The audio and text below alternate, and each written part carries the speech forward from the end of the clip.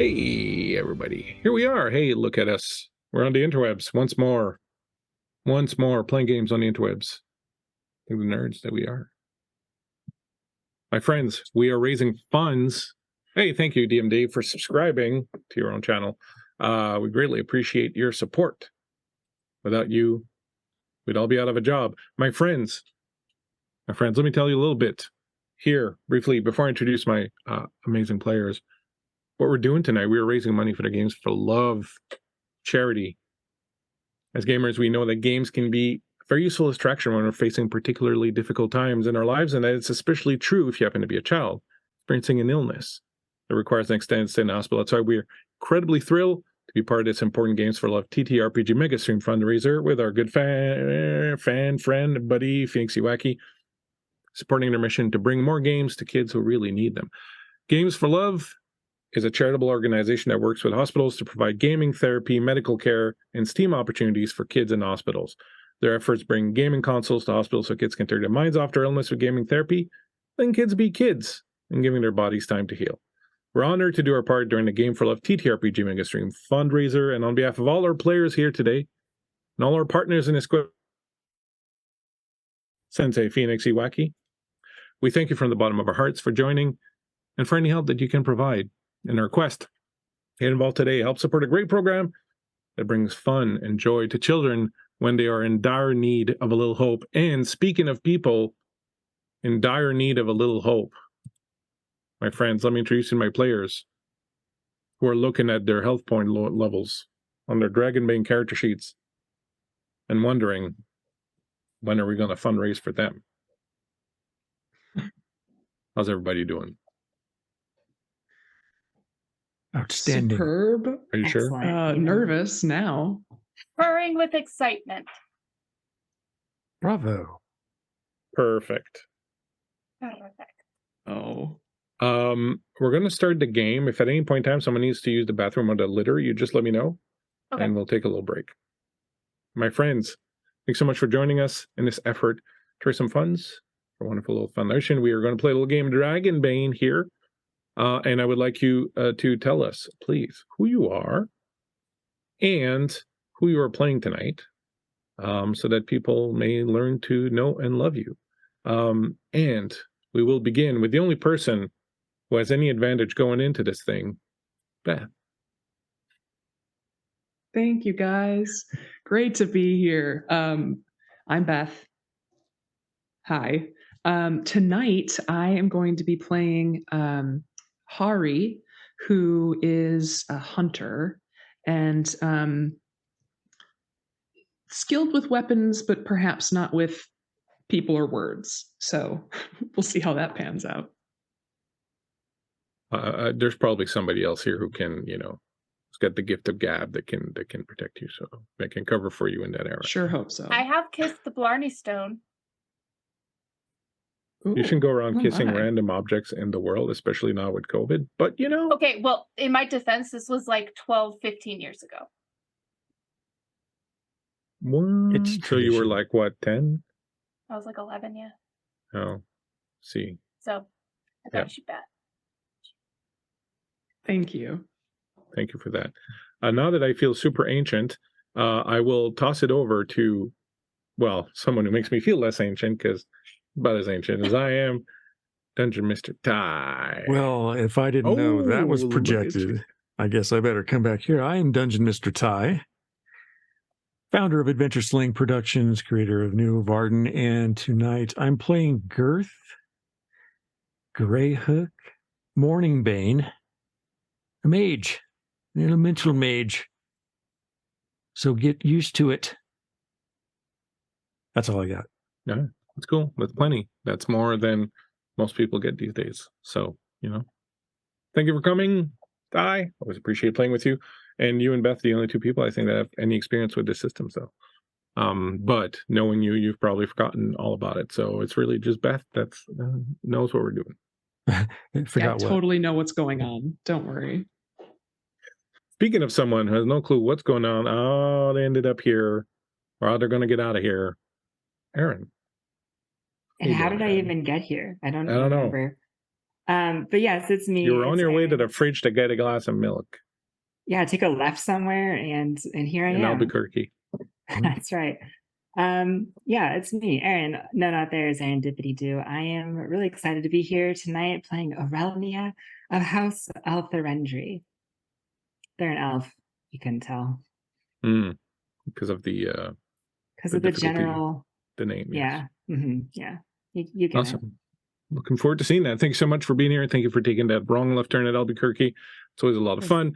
And thank you, people, for our hype train arriving in just as we're about to introduce tonight's kitty cat, Erica Onduin. Hi. Yeah, I'm Erica Onduin. I'm the creator of the TTRPG channel Roll D5, where we specialize in playing indie RPGs. There's a lot out there other than 5e, and we'd love to show you. So if you have any games you want us to play test of yours, or ones that you just are interested in seeing, we're most active on Threads. Go ahead and let us know there. But other than that, I'm early gray. Like the tea? Like the Like moth. aging young. Like the moth. Thank you all so much. You may recognize all these folks from the Lord of the Rings game that we did not too long ago, the Twilight Keep. Everyone had a great time playing together, so we decided to get in a kick at a can, and we are doing that right here, right now, tonight. On top of that, my friends, as I've said, we are raising funds for Games for Love. You have several ways of getting involved with us here tonight. First, we do have some in-game things for you to throw money at us for. They will pop up here on the screen momentarily. You can get some giveaway tickets for the giveaways, which I'll talk about in a second. You can give the players boons. You can refresh their willpower. You can allow them to ignore banes.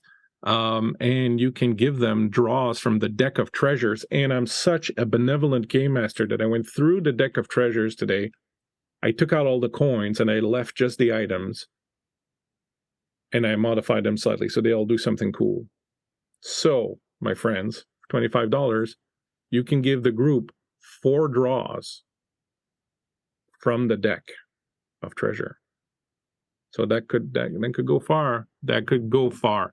And get yourself some tickets for the draws. The draws, you're like, the draws, what are the draws for? Well, the draws, my friends, we have tonight, after the break, we are going to draw a copy of the Dragonbane PDF given to us. Thanks to Free League Publishing, as well as at the end of the game, we will also draw another PDF. So we have 2 Dragonbane PDFs. We've been looking to get the games. It's a good opportunity to get them. So we got 2 Dragonbane PDFs. We have Hero Forge standees and Hero Forge 3D plastic minis that we're going to be giving away tonight. On top of that, all the donations do give you tickets for the giveaway grand prize, which we will draw this weekend, which include World Anvil Year subscription, Phoenix Dice gift cards, Darling Creepshow mini. Darling Creepshow made the creepiest mini ever. It's I don't even want to talk about it. It just freaks me out. You know how good she is. It's fantastic. Newvard in a hard copy, thanks to these wonderful people here from Adventure Slang Productions there and Ty, a Dragonbane hard copy. So if you like this game tonight, you want the hard copy, Dragonbane hard copy, that's in the grand prize. Hero Forge Bass Mini and 3 standees, Idle Champion bundle, and Troll Lord Games bundle. So tons and tons and tons of stuff. Your donations tonight buy things for the players and give you tickets for all of these. And as I said, we'll draw a Dragonbane PDF after the break and a Dragonbane PDF. Each Hero Forge standee and Hero Forge 3D plastic miniature at the end of the game. My friends, we have DM Dave in the house, keeping track of the donations. I myself am Bleakseason, and my producer is Andy, who's going a little crazy right now, trying to fix all the little gremlins that have popped up. Thank you, Andy. Music you'll be hearing tonight is, as always, or as often, by Tim, Tabletop Audio. Please check Tim's stuff out. A lot of good stuff. We're Guild Superior. So we do play games, and now we're playing games so the kids can play games. It's all playing games, very meta, but that's how we like it. My friends, after all this, are you ready? Partake. Sure. This little game we call Dragonbane. Dragonbane is a fantasy game published by Free League Publishing. It is a bit of a throwback, a bit of an old school thing, a little bit of a grim thing, but also a little bit of a mirthful thing, which is why I like it. So it's got both a little bit of grim dark in it, but it's got a nice little strain of humor, some dark humor, tongue planted firmly in cheek. It's got mallards, which no one played a mallard tonight, so I almost canceled because no one's playing a mallard. Hurt my feelings. Look, Ty, I'm not gonna lie. I need to run a game of Dragonbane where you play a mallard. I think you and Dave playing mallards. All right. Yeah, let's do it. All right. I acquiesce. I acquiesce. Do Thank you. it. Thank Yes, you. your request. In fact, that's going to be my character's name, acquiesce. Acquiesce. Not Girth. Quacquiesce. Quo. So There it is. I was Roll looking for that. credits. We're done. So, We're done here. Yeah. Dave's gonna be Affleck. My friends, let's get into this because it's 8:23 and we have many cats to skin. Ooh. Well, how dare you? How dare I, my friends? Gauntlet. Gauntlet has been thrown. You are adventurers, perhaps a bit mercenary on the edges. You've been going about trying to earn some coin, earn some reputation, get on the map. But your last adventure, that didn't go so well. You had been warned by everyone you knew not to take this job, but you took the job. Lodril, the erudite, the infamous scarler and charlatan, dragged you all halfway across the world on some cockamamie quest. He had a map, he said, a treasure hoard, he said. Well, you woke up one morning and he was gone and there was no treasure and you were forced to make your way back on your own. And, well, you swore vengeance against Lodril, but there's an elven knight in your group. This elven knight, perhaps being of a little bit more gentle disposition, said perhaps instead of living for coin and reputation and vengeance, we could live to do good and help people in need. And you all laughed at that, and it kind of left it as it were for a while, but eventually in time they convinced you, and so you decided you were going to give it a shot. And the next adventure, you were going to take an adventure that was all about helping people, just being selfless, going out there doing good deeds. And that is why, my friends, you find yourselves approaching the small town of Rosemerta. Before I continue, I do want to say I forgot one thing. DM Dave, in his grandiose benevolence, has decided that the heroes of Greyhawk characters can advance to 5th level. Like that. Snap of a finger. But it requires the help. Nice. Requires the help of our viewers. If we breach $500 in donations in this episode alone tonight, we almost did it on Tuesday. We came really close on Tuesday. But if we do it tonight, $500 alone, as an incentive, DM Dave will give every character in the Heroes of Greyhawk a level advancement. So, not gonna lie, we kind of need it. So do a good favor, do good turn for some kids. Do good turn for the Heroes of Greyhawk. $500. We go up a You've level. earned it. You've We've earned it. We have earned it. My friends, you find yourselves on the edge of the town of Rosemerta. You've heard through various sources that there's a little bit of a situation in Rosemerta. Apparently, the people of Rosemerta have started losing their memories. All their memories are going. No one knows exactly what's happening. There's also been a strange occurrence where a veritable horde of cats has descended on the village. You've heard of a particular type of cat called a glaucus, who apparently is a strange mythical beast that eats memories. And so you thought to yourself, cats missing memories? Mayhaps we have a glaucus on our hands. So you headed down to Rosmerta, looking to help, looking to acquire some good karma in the grand wheel. Just, to make things a little better. As you approach the town, you find a very sleepy little town, very quiet. As your horses move through, you're looking perhaps for an inn or something, a place to settle down. The people around here are a little strange. They are kind of glassy-eyed.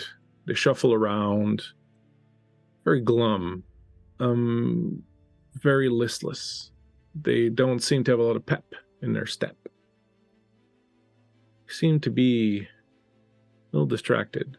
When you talk to them, they'll respond and so on and so forth, but there's something very strange going on, and everywhere, cats. Dozens upon dozens upon dozens of cats all over the place, which I assume makes Early Grey smile. Oh, yeah. You travel to the center of town. You're not quite sure where to go, what to do. You find the inn, the Wick and Tallow. You are prepared to dismount, start asking questions. When suddenly, right off the horse comes flying Early Grey, just dropping off her horse, hitting the ground,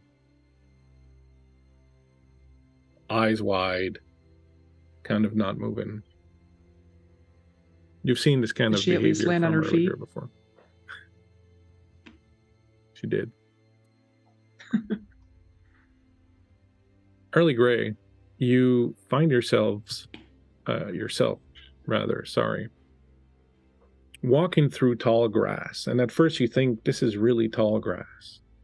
Then you realize it's not. You're just very low to the ground, like maybe you're crawling on your stomach or something, and you come through, and you're in a little bit of a clearing. There are some trees, some gnarled old trees. There's what looks like a stone altar. There are dark, evil-looking symbols around. There's dried blood on the altar. There's a woman with auburn hair, holding a knife and doing some kind of chanting or something over this. You hear sound over to the left, so you pull back and hide in the weeds a little bit more, and this other woman comes by. One with dark hair, much younger. She confronts the older woman. The older woman turns around with a knife and slashes at the younger woman. And as she does this and cuts her and the blood spurts into the air, suddenly the woman with the knife goes catatonic. Her eyes go wide, and you hear her say, "The Count! It's the Count!" And then she freezes and drops to the ground. The younger woman, seeing this, looks around, doesn't seem to see anything, picks herself up, holding her wound, and goes off running. The rest of you now around her hear her say, "The Count! It's the Count!" And then Early Grey comes to again.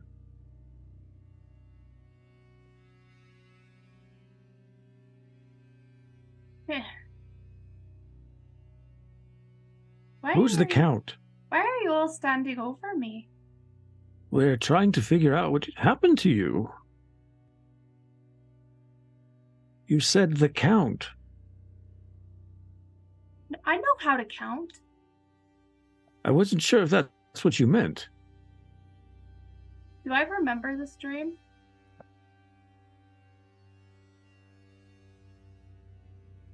Sorry? Do I remember this dream? Yes, you remember what you just saw. Okay. Sorry, you're very low. I'm going to try to bring you up a little bit. I'm having the difficulty hearing, but microphone. I'll keep Look, going. I know I'm how trying to Oh.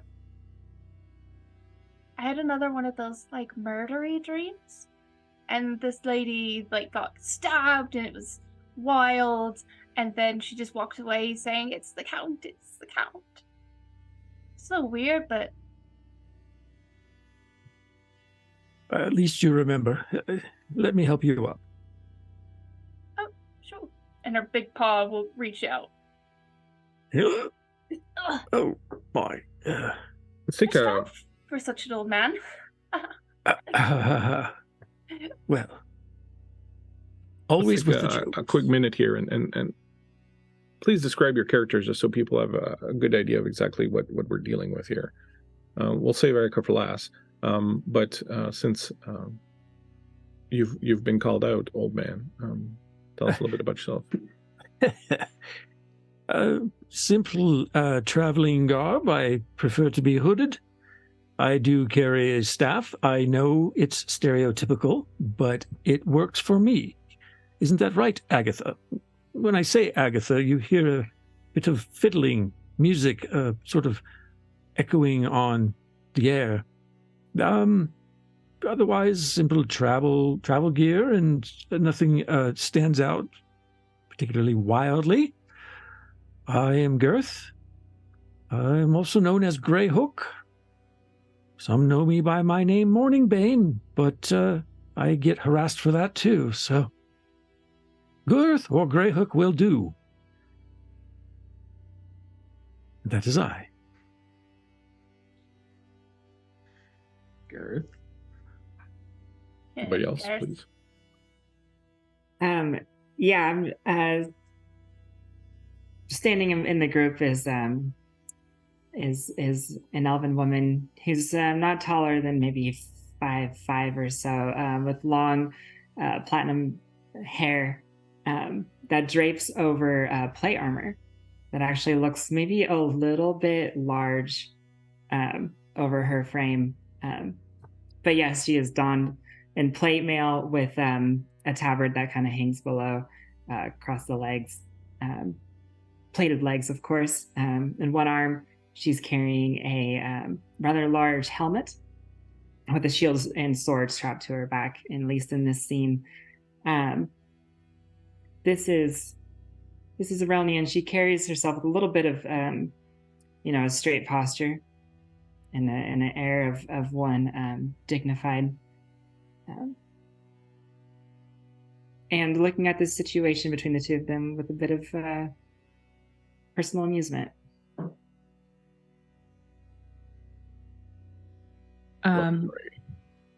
The human of the group I beg is Hari. your pardon. Debatable. Don't let the sometimes. age fool you. So Hari wears leather armor, a cloak with a hood that she prefers to have up, ideally. She's got a bow on her back that is rather beautiful, and the wood of the bow is black and red. It's very dark and moody, which suits her just fine. And she's got a pack on her back that is a little bit flatter. It's packed very diligently with all of the gear one might need to be a hunter in the wilderness. And she's also kind of looking on with a bit of amusement, but also, as is typical, her focus is constantly being pulled as she assesses everything, every sound, everything all the time. Yeah, that's Hari. And finally, the person that's on the ground in the center of all this attention. There we go. If you couldn't tell, I'm a dog person. Kidding. I'm a Early Grey is a catfolk type individual who is draped all in black, maybe tattered and well worn, but it's her favorite cloak wrapped around her head. She's she's got more dark fur with little patches of white here and there that just kind of look a little out of place. Much like my cat Geo. And her personality is a little more outgoing, especially when she's comfortable, and a little more laid back when she's in a new environment or around other creatures that she's trying to make friends with. But sometimes it doesn't go well. She's got oh shoot. Oh well, I'll talk about it anyways. Her weapon of choice is something that GM helped me create. She has Wolverine claws that are made from elven bones, and that's what she uses as a weapon. She's got claws, but these are way cooler. I mean, an assassin coming to kill you and you take their rib cage and make it into a weapon, yeah, you're gonna do it. And she's got an accent that you can't quite place. It's Tomcat, right? The accent. It's basically where it's at. My friend, sorry to interrupt you, but while all this was going on, and I was trying to kind of catch up, we've had a whole bunch of donations from absolutely awesome people. So I would like to get through these. I would like to go through these right now so that we can get that started and people can get what they paid for. We are at $2,680.69. Hey, nice. That's great. We are cruising in towards $3,000, which will be the 75% mark of our goal. So thank you so much, everybody. So let's start with this. So we got an advantage from Miko for Beth. So please keep track of your advantages. So Miko, the OKH GM, who bought an advantage for Beth. We also have a boon for Erica Onduin by Phoenixy Wacky. So you get an advantage thanks to the old sensei Phoenix. And then some people actually seem to like you because 3 people, not 1, not 2, not 3 people, Sly Sparrow, Dungeons and Drones, and Vamp Wickman, the man, the myth, the legend, Vamp Wickman, each bought you 4 draws from the deck of treasures. Wait, for who? Ooh. 1 each. So you have 3 draws each from the deck. Holy moly. Nice. That's awesome. Thanks. I like this town. It's pretty, yeah, it's a good town. It's a town of, so let's do that. Let's do that right now. I have here the deck of treasures. The way we're going to do it, and as I said earlier, I went through it and I took out all the coins and the annoying stuff so that there's only the good stuff left, and I added a few little things. So what I'm going to do, sorry, I am going to draw the cards for you, all right, and tell you what you get, and then if you hear something that you like, just claim it. First person who claims it gets it. All right, everybody ready? All right, from Sly Sparrow, you get. I like it. From Sly Sparrow, you get. First things first, a ranged weapon. This ranged weapon can be anything you want. Sling, short bow, longbow, light crossbow, heavy crossbow, hand crossbow. So you can choose whoever wants to pick it up. It is a demon slaying weapon. It will give you plus D8 damage, versus demons. Dang. Earlier probably won't because she's more melee. So I was going to say on the spreadsheet, there's a tab called experience near the end. The items are all listed there. So if you want to go and put in your names or the stuff you want to claim, Nice. I will highlight the stuff that's been claimed, that's been drawn. And so first one. Cool. All right. There's a lot of it, so we're not going to start fighting about each and every one of them. Just going to, next one's a grimoire. Ooh. A grimoire. Give me a D4 roll. This was Sly Sparrow, so Sly Sparrow, please, if you could, exclamation D4 in chat. And if someone can keep an eye on it and tell me what Sly rolls, and I will tell you what the spells are in there. The next one is a melee weapon.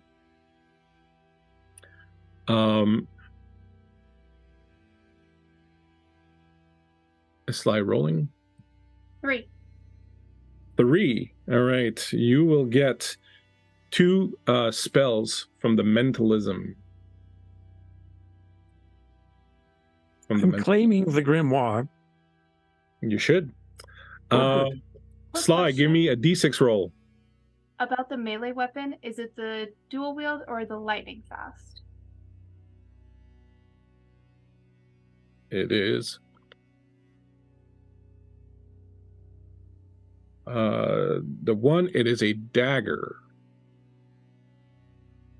So it will be the dual wield. Oh, let me go grab my dagger. All right. That's been claimed.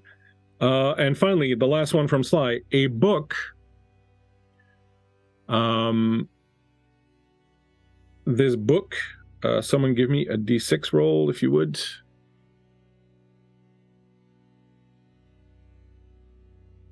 4. 4. It is the handbook called Beasts of the Cave, an encyclopedia. It will give you trained on beast lore. So whoever wants to grab that, I all am yours. already trained in beast lore. That is a question I have. If you're already trained in beast lore, can it train it further? No. Okay. But if someone really I'm wants it, already nobody doing else it. wants to be trained in beast lore, I will say it gives you a +2. Hey. Dungeons and Drones. 4 draws from Dungeons and Drones. Silver Brooch. A silver brooch, which gives you a random magic spell. So I will put that here, Wow. and we'll roll that in a second. Spellcaster, you can have it. Oh, thank you. Anyone could use it, by the way. Oh, shoot. A gemstone that will add a +2 to an attribute of your choice. No, sorry, that's the clothing. The gemstone will give +2 to a random trained skill on your sheet. Or So some whoever that are wishes to not claim it, claimed yet. whoever wishes to claim it. Ooh, potion is Dungeons and Drones still in the chat. Dungeons and Drones. If you would, give me a d6 roll. Exclamation mark d6. And you will also get a trade good. The trade good will give you the power insight, the heroic ability insight. Ooh. All right, so we're gonna go through all these and we'll sort them out sort of as we go. The d6 roll is 4. You get an herbal concoction, which will heal 2d6 hit points. And that bottle is the one piece of equipment that goes back in the treasure hoard, so you can draw it. And Heck yeah. with healing, you can't use it in combat. You have to use it. This outside one you combat. can. The healing potion you can use in combat. It's your action. Nice. I'm gonna Okay. do that. That's cool. Take it. And finally, the myth, the legend, Vamp Wickman Woo. got you an instrument, which will give you the talent, heroic ability in musician. So whoever grabs this instrument, give me a d6 roll, Vamp. Give me a d6 roll, my man Vamp. While he's doing that, you also get a gold amulet. The gold amulet will give you the ability Battle Cry. That's a good one. I've used that one before. 2 more to go. A gold necklace, which will give you the ability Double Slash to whoever wears it. And finally, a silver necklace, which will give you the ability defensive. Nice. As we move along, check these out. Say what you want. It's fine if you don't get to it before the break. Vamp Wickman, I think I had to turn off his sound. So I will ask Beth to give me a D6 roll. 2. Well, you get a set of bagpipes. I literally have my bagpipes over here. like right here next to me. And it will give you whoever keeps the bagpipe, it will give you the heroic ability musician. Oh my gosh. Is this in addition to the instrument that was rolled? No, that's the instrument that was rolled. That is the instrument. Okay. There you go. There's your bagpipes. Oh my god. All right. Cool things. Incredible. Wow, you fell off thank a you horse and all found for a whole bunch of loot. Yeah. 1, 2, Fell out of our 3, pocket. 4, 5, 6, 7, 8, 9, 10, 11, 12, 13. So we have 13 more things, and the potions go back in there. And you didn't get any of the bad things because there's 3 bad things. So just saying, Oh gosh. it's going to get dangerous now. Thank you so much, everyone. We really appreciate it. The players appreciate it. And the children appreciate it. I'm sorry, kind of derailed a little bit there, but it was important to get this done. We super appreciate your involvement in this. And the players are going to like all this loot Heck yeah. when it gets ugly in a little bit. So thank you so much, everyone. All right. As you are picking yourself up off the ground, and you fell, it's really strange. You fell and the ground kind of opened up and there was like a hidden cache, I guess maybe from back in the day when they were smuggling things around here, and you found a whole bunch of stuff. So you're kind of busy going through all this stuff and you found all this gear, and the people walking around you don't seem to care, which is pretty awesome. This man comes up to you. He's a broad gentleman with a beard, long hair. He seems very jovial, a little bit different than the rest of the people here. He'll come up to you and say, well, new people in town, I see. Oh, you found the old smuggling cache. We've been looking for that all over the place. Well, you know, we have a special bylaw in the village that says whoever finds it gets to keep it, so I guess it's yours. You didn't happen to find a dead rat in there, would you? I'm missing one. No, that's all right. No problems. That's perfectly fine. My friends, I am the owner of the Wick and Tallow. My name is Vamp Wickman. So, I'm Early Grey. How are you doing? Oh, like the tea. That's wonderful. No, like the moth. Oh, well, that's a new one. I didn't know there was such a moth as the Early Grey. Well, you know, that's quite fantastic. Welcome to our gloomy little town. Can I help you with anything? Can I direct you somewhere? Are you looking for someone in particular? Or are you just passing by? Did you have a map for this stash and that's why you're here? No, I literally fell on it. No. And You have a nose for trouble then? Or, well, goods. No, definitely not. Did Never. you fall on all fours? Obviously. Oh. Come on, that'd be a bit weird if I didn't. Excellent. My friends, can I help you in any way? It's someone else's turn to be social. Well, How about you the then, old truth- man? Yeah, excuse Ancestor? me. Old fellow? Just call me Greyhook. Greyhook. Greyhook the Mage. If you haven't heard of me already, now you have. Oh, you know, you learn something new every day. Well, we hope to learn something. We understand there's a bit of a pox going on about this place, if you remember. If you remember. That's very good.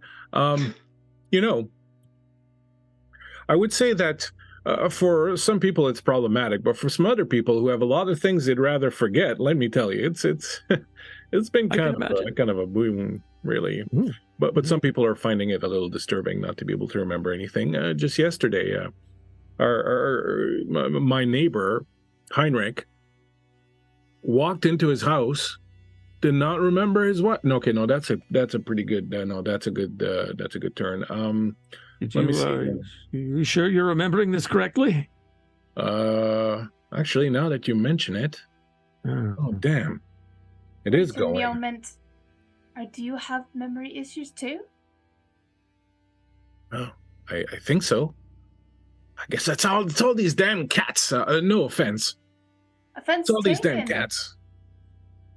It's okay. It's okay. Early, I believe he's referring to the other felines that are scampering about here everywhere. I'm referring to one in particular, the Glaucus.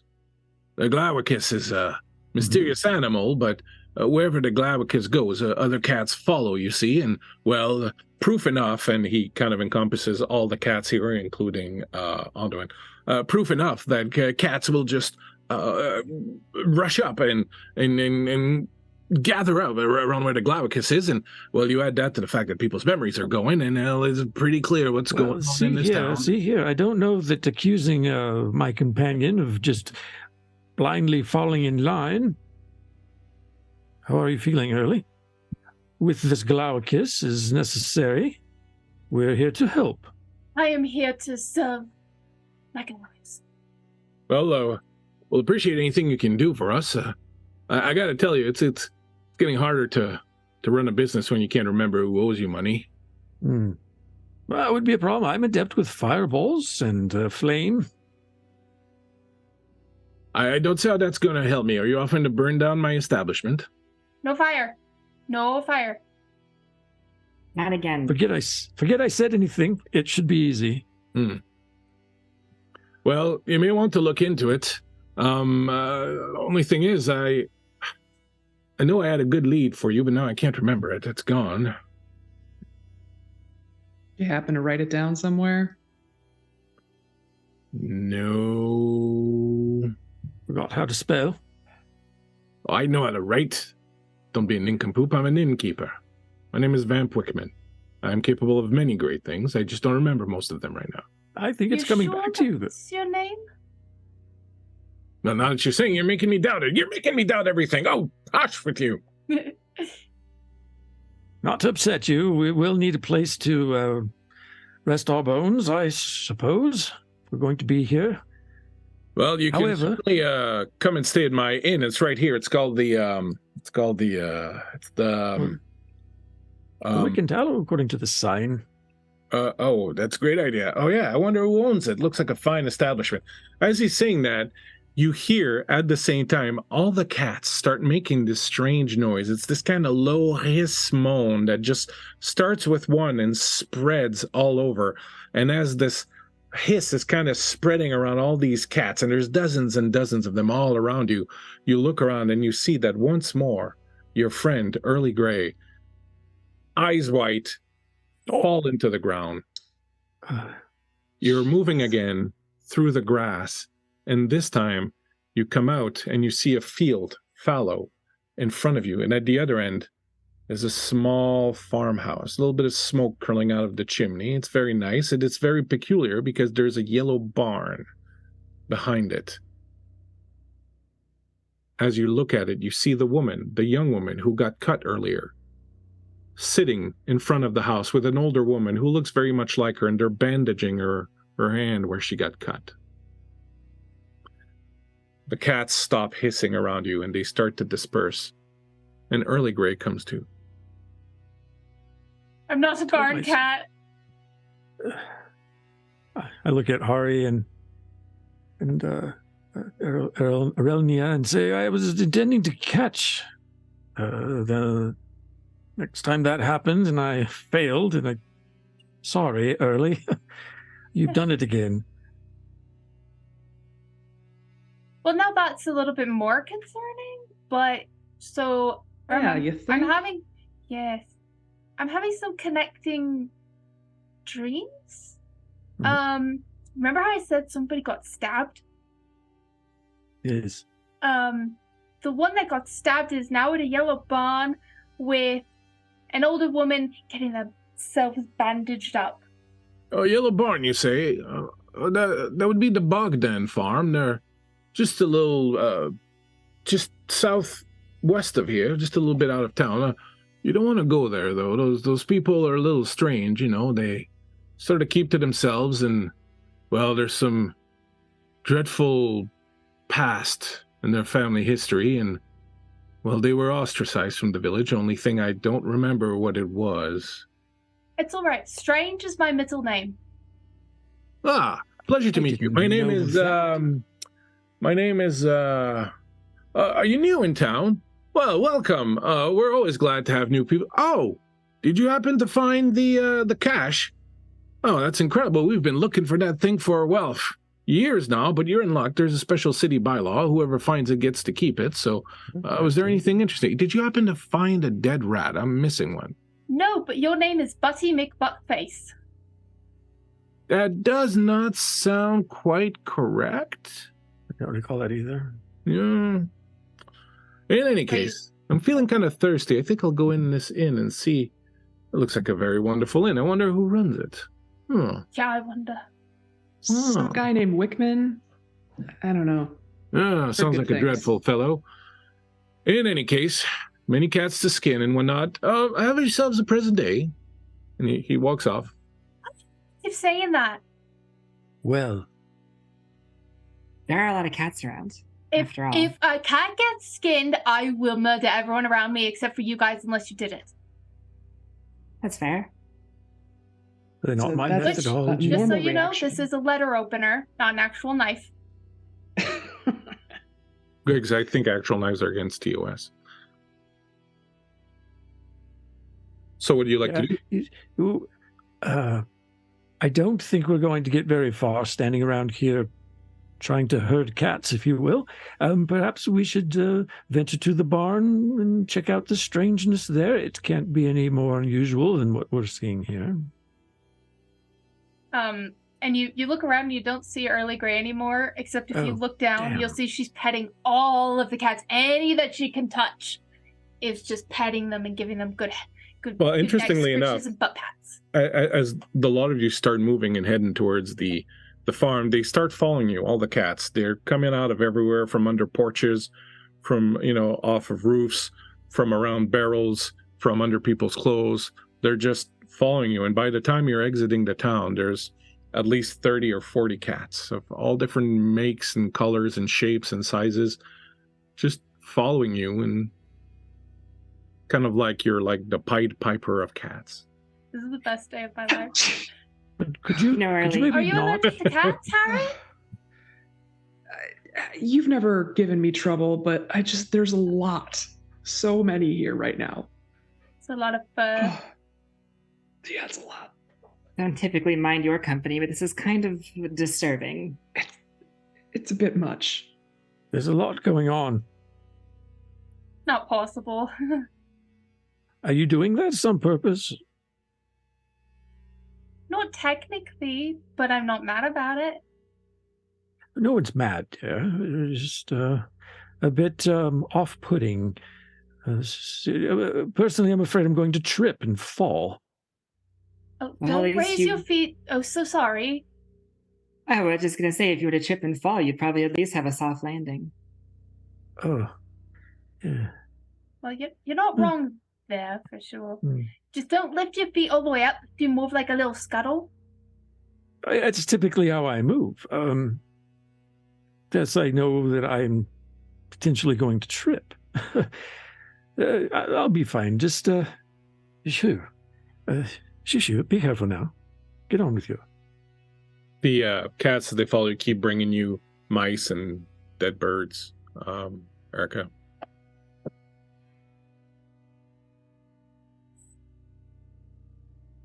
We've got to figure this out. This is ridiculous. Did mention a glaucus, right? Yeah, Never seen the anything cat like to this. end all cats.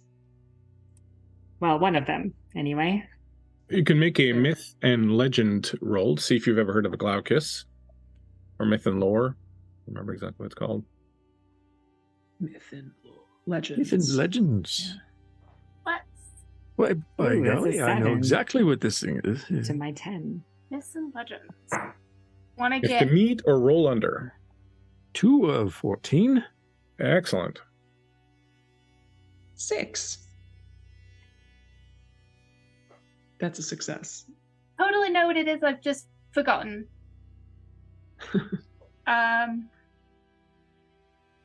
That's possible because, there's a thing going on. Thanks, Alex, for dropping in. We appreciate you. Thank you very much. Those of you who made the roll, you've heard of a Glaucus before. You know that, I will say with your rolls, that it's a bit apocryphal. There's not necessarily any evidence of such a creature existing. Oftentimes, it was, something that people would use as an excuse when they would start forgetting things, or, people who were perhaps a little too enamored of the sauce, things of that nature. There are other creatures that have the power to make people forget certain things, so sometimes maybe they would kind of get lumped into that. As far as you know, the Glaucus is fairly well known, folktale, mythological, but there's no real indication of an actual Glaucus existing. It's usually a cover for something else. Usually, short-term memory loss due to alcohol, things of that nature. We call it kissed by the Glaucus. That's right. That's exactly what it is. It makes them catatonic. Perfectly true. Yeah, exactly. Thank you. We should have made a thing about cat puns. I've been making them, but you can't tell that I'm doing it because of this lisp with the teeth. I've done it I can 6 tell. times. Okay. I've already lost hit points for it. Don't worry. Willpower points, let's say. Yes. Goodness. You approach eventually this nice, quaint little farm. As he said, kind of away from everything else. The fields are fallow this time of year. There is indeed a yellow barn, and there are no cats here. And as you approach, the cats kind of stop, and they'll kind of spread out, but they're not going to go really kind of on the land itself. And as you approach, you see this young woman. I've put the young woman's picture up on the map if you want. She is sitting at the front of the house on a little bench. She has a bandaged hand that she's sort of toying with a little bit. And as you approach, she looks up, and you can see that her eyes are strange. Her eyes are completely gray and silver. And as you approach, she goes, "Who goes there? If you've been sent by the village to taunt us again, we'll not have it anymore." No. Were you by chance recently stabbed? How do you know? Well, you can see it, of course. Yeah, that's why I ask. Are you okay? I am. My mother gave me a bandage and then some herbs to prevent infection. I should be fine. Who are you exactly? I don't think I've seen you around the village before. New to town. So we're from Just arrived. Well, Yeah. you might want to get back on your horses and ride back out the way you came. This place is cursed. Because That's of sort of the why we're here. Lee. memory cat thing? Well, that's one of. Earlier, so to the point. There's one to the things. What's the other? And this place has always had difficulties. There's a long time ago, people thought there was a vampire in the area, and then there's talk of this strange Glaucus cat, and then there's Minerva Stoat out in the forests worshipping dark gods of some sort, and well, I'm telling you, this place isn't quite right. Minerva? Yes, Minerva Stoat. Oh.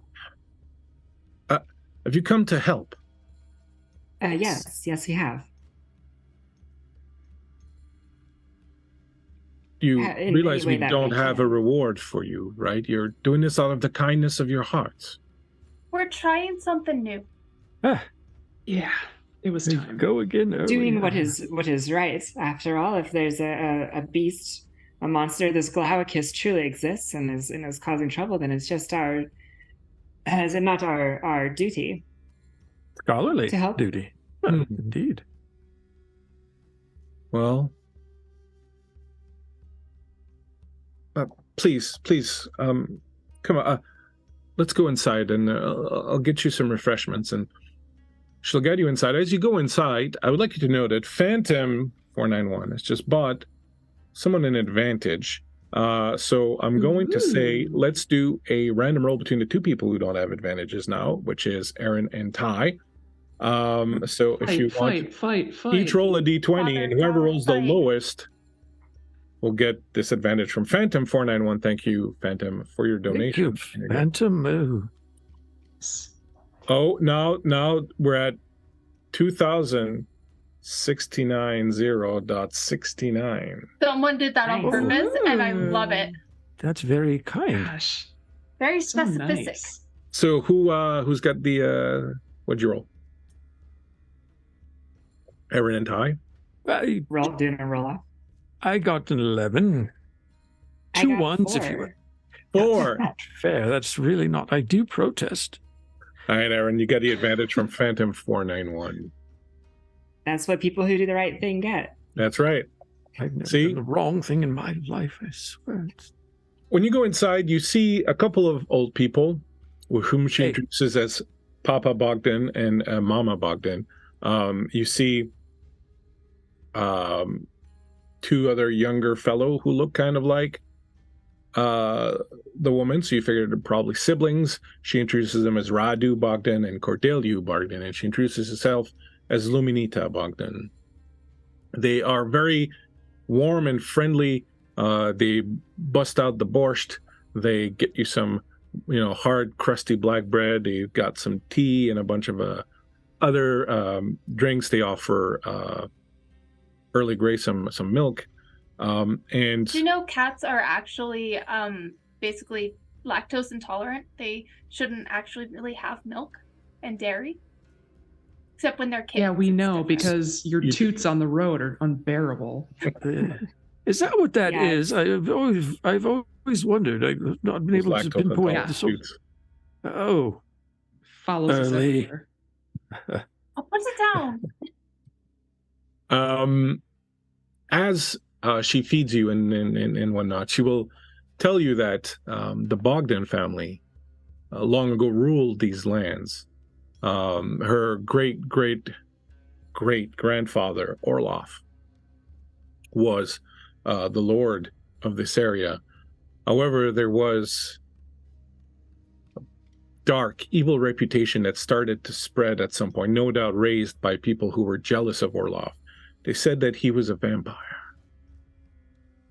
Because of this, he was haunted and eventually enwalled in his castle. And the family was summarily thrown off the family lands and have since been existing out here on this small farm, kind of, excluded from the small village. She'll say that it's gotten better with the years. People now talk to them, and it's fine when she goes into the village and whatnot. But people still look at them with a little bit of suspicion because, well, they still believe to this day that a great-great-great-grandfather, Count Orloff, and with a name like that, who could blame them, was a vampire. It seems ironic, however, that the man in the village, whose name was Vamp, I believe, would have said that you have an unusual family, but I suppose that's the reference. I'm surprised he even remembers at this point. Well, he did early on. I don't think he does now. Well, that's Think what's how happening. Cool would it be if there was a vampire? Not There's very. no vampires. My great-grandfather was never a vampire, of course. That's preposterous, but Yeah, ridiculous. there certainly is something going on Good with for him. people's memories. I'm curious. We saw that vamp guy really just degrade very quickly. We had a short conversation, and it was just downhill. How have you managed to keep your faculties? I don't know. It's been very strange, but it appears that my family is immune to whatever is going around. None of us have. Well, Papa Bogdan sometimes has mornings that are better than others, but I think that's just normal for his age. But all of us have mostly been spared. You're looking good. You're feeling good. Oh yes, young lady. We're doing pretty good today. Some days are better than others. It depends. But other than that, I'm doing pretty good. The lower plumbing is working all right today, and my missus has been kind and gentle to me this morning, which is not every morning, but this morning she was, and that's great. And I've already been to pee 3 times, so that's good news. That's good news all around, really. Yeah. Early's ears kind of Wow. go back into like airplane mode. So good. Perhaps you would like to step outside, and we can talk about all this. Perhaps outside, and leave Papa and Mama here to finish their gruel. Would you? Yes, of course. May I take the Please. leftovers? Oh, yes, Surely. absolutely. Yeah, we'll make you a little to-go bag. Oh no, it's fine. I'm just gonna throw it all outside because I brought some friends. Oh, you're not? No, don't. Not the cats. I'm gonna Dear feed Lord, them. not the cats. And she just tosses loaves of bread and whatever is there just out into the yard. You toss all that food outside, and you can hear the cats, this choral of sounds and mewing, but they don't approach. I mean, if you're not hungry, it's fine. I don't think going they'll to come put a close. They've been avoiding us for some reason. I'm going to put a Then I'll silver be right coin back. on the counter. I You do guys- as well, yes. You guys talk. I'm gonna go out there and give them food by them. I'll be right back. Take your time. As you step outside, Luminita will say, "Look, I should tell you something, but I didn't want to say in front of my parents. I wouldn't want to alarm them. I don't believe my grandfather was a vampire, at least not the way my great-great-great-grandfather was a vampire, at least not the way we understand it, but I know he had the ability to see into people's minds. And I think that that's what people feared, but I believe I've started developing the same power. I've been, for the last few years, able to see what goes on in the minds of the villagers and in their memories, and, well, I'm a little ashamed to admit it, but I've been using it to blackmail some of them, just to, well, out of spite at first, but also to try and, well, do a little for my family. It's been hard living out here, and, well, recently I happened upon Minerva Stout's thoughts, and I could see they were dark, and she appears to be enthralled to some sort of thing she calls a shadow demon or something of that, and let the please allow the GM some creature she calls Valgoth, some sort of demon entity, and she's been praying to him for some time. And when I went to confront her about it, perhaps thinking that maybe it was her cult predilections that were causing a problem for the town, she turned on me and attacked me with a knife. I believe that perhaps there's something about this behind what's going on. Can I step out? Can I roll to see if my very good hearing catches on to any of this story? You totally hear it. Not a problem. Okay. So Earl Grey's gonna suddenly burst back into the room. I saw that in a dream vision thing. You came Cats right are back all early. happy now. Yeah, it didn't take long. I just had to bring it farther down a perimeter, and they were perfectly fine. They all say hello. But I saw you get stabbed in a vision.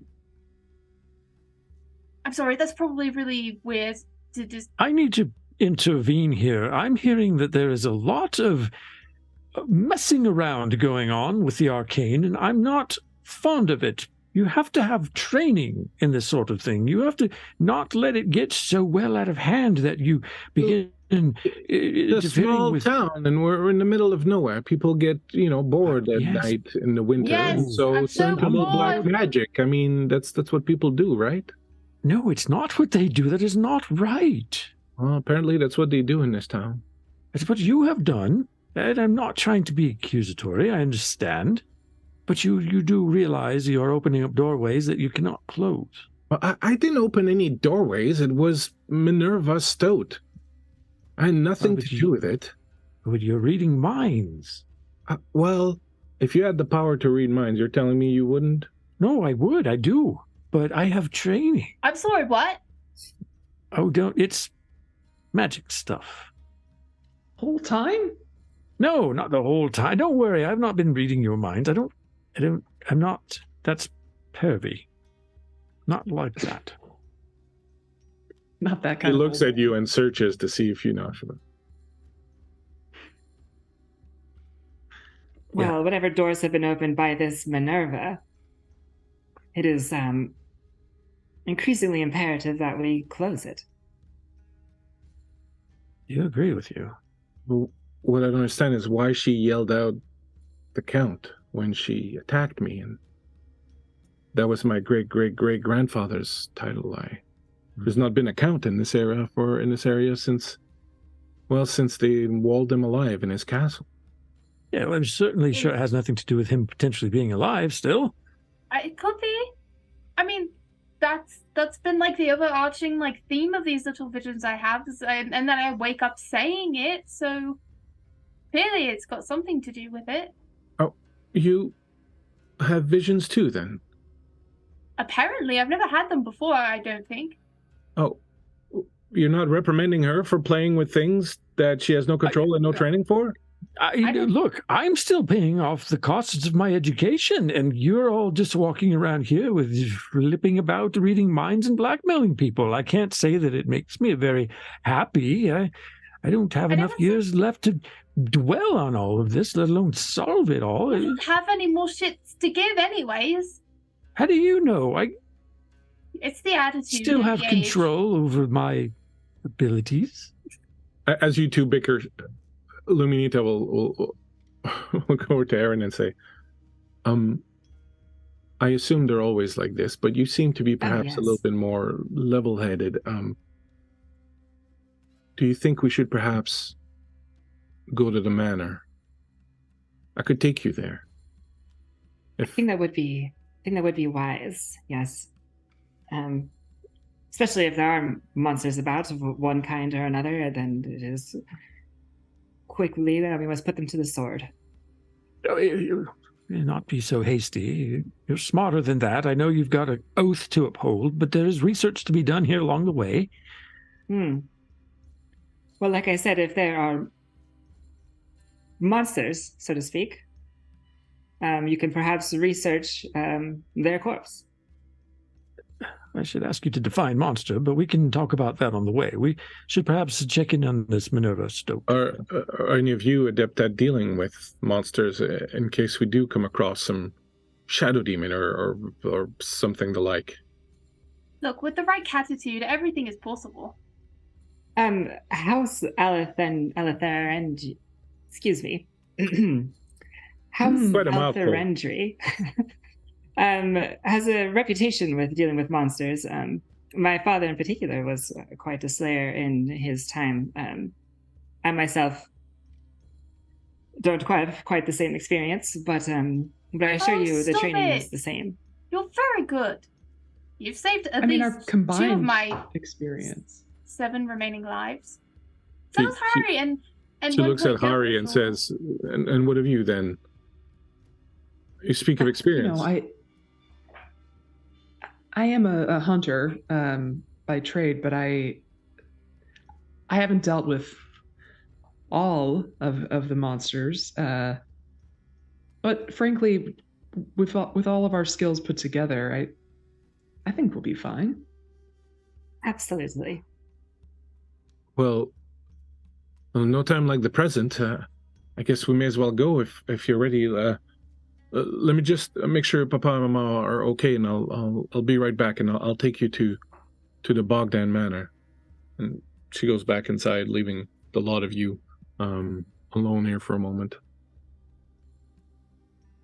You know, if she keeps reading those people's minds and blackmailing them, she's going to suffer the same fate as her grandfather. Agree with you. It's a concern. And if her I'm trying grandfather to is still alive, then he is probably a vampire, and we will probably have to slay him as well. Hey, but what? Can you imagine a cat vampire? I want the. I just am saying I want the opportunity to potentially do that. It sort of alarms me how excited you are at the concept. Look, all of these creatures and other things were absolutely fascinating to me. None of them really scare me. They're just so cool. Like all the history, and it's just, I don't know. I like it. It's fun. No, it can go to very dark places, you know. Oh, I do have a question. Yeah. This is a Bleakseason game after all. Yes. So these visions that I'm having, they said that you weren't reprimanding me for using magic. The thing is I'm not using magic. Is there a way to potentially explain what's happening? Because I'm not a magical kitten. Well, there are the cats, and you are a cat.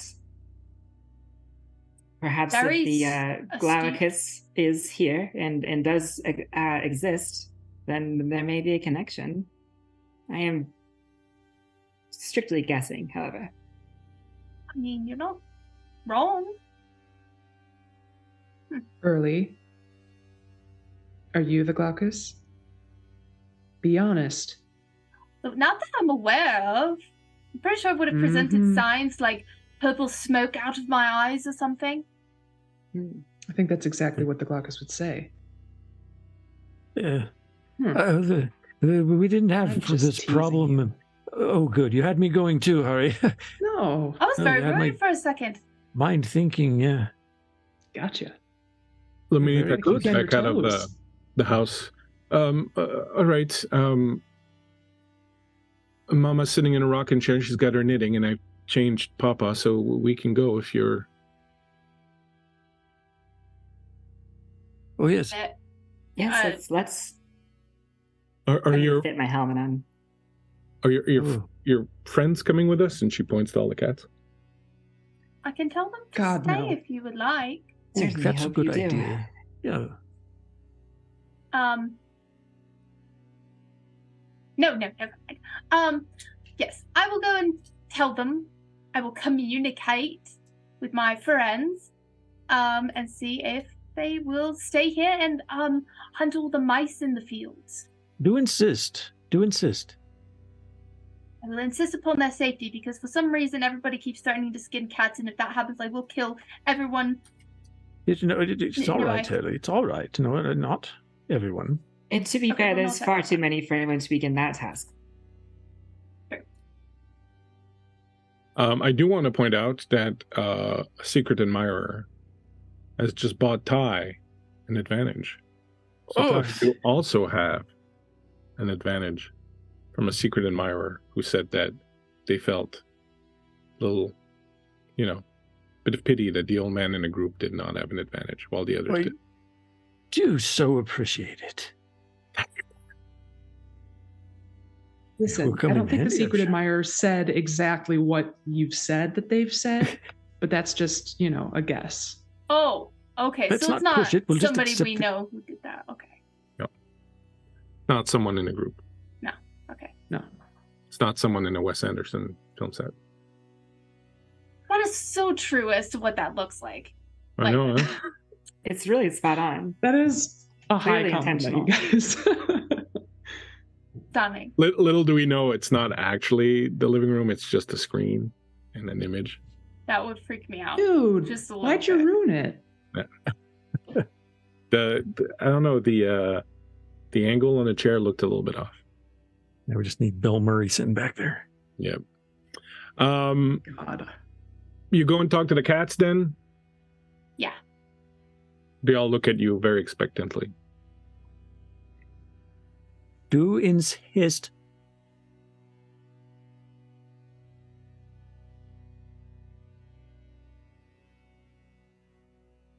Oh, I hope that's actually telling them to stay back and not telling them to come along or to meet us around the other side. You think I don't know the speech of my kind? No, I do indeed. I don't know what it is.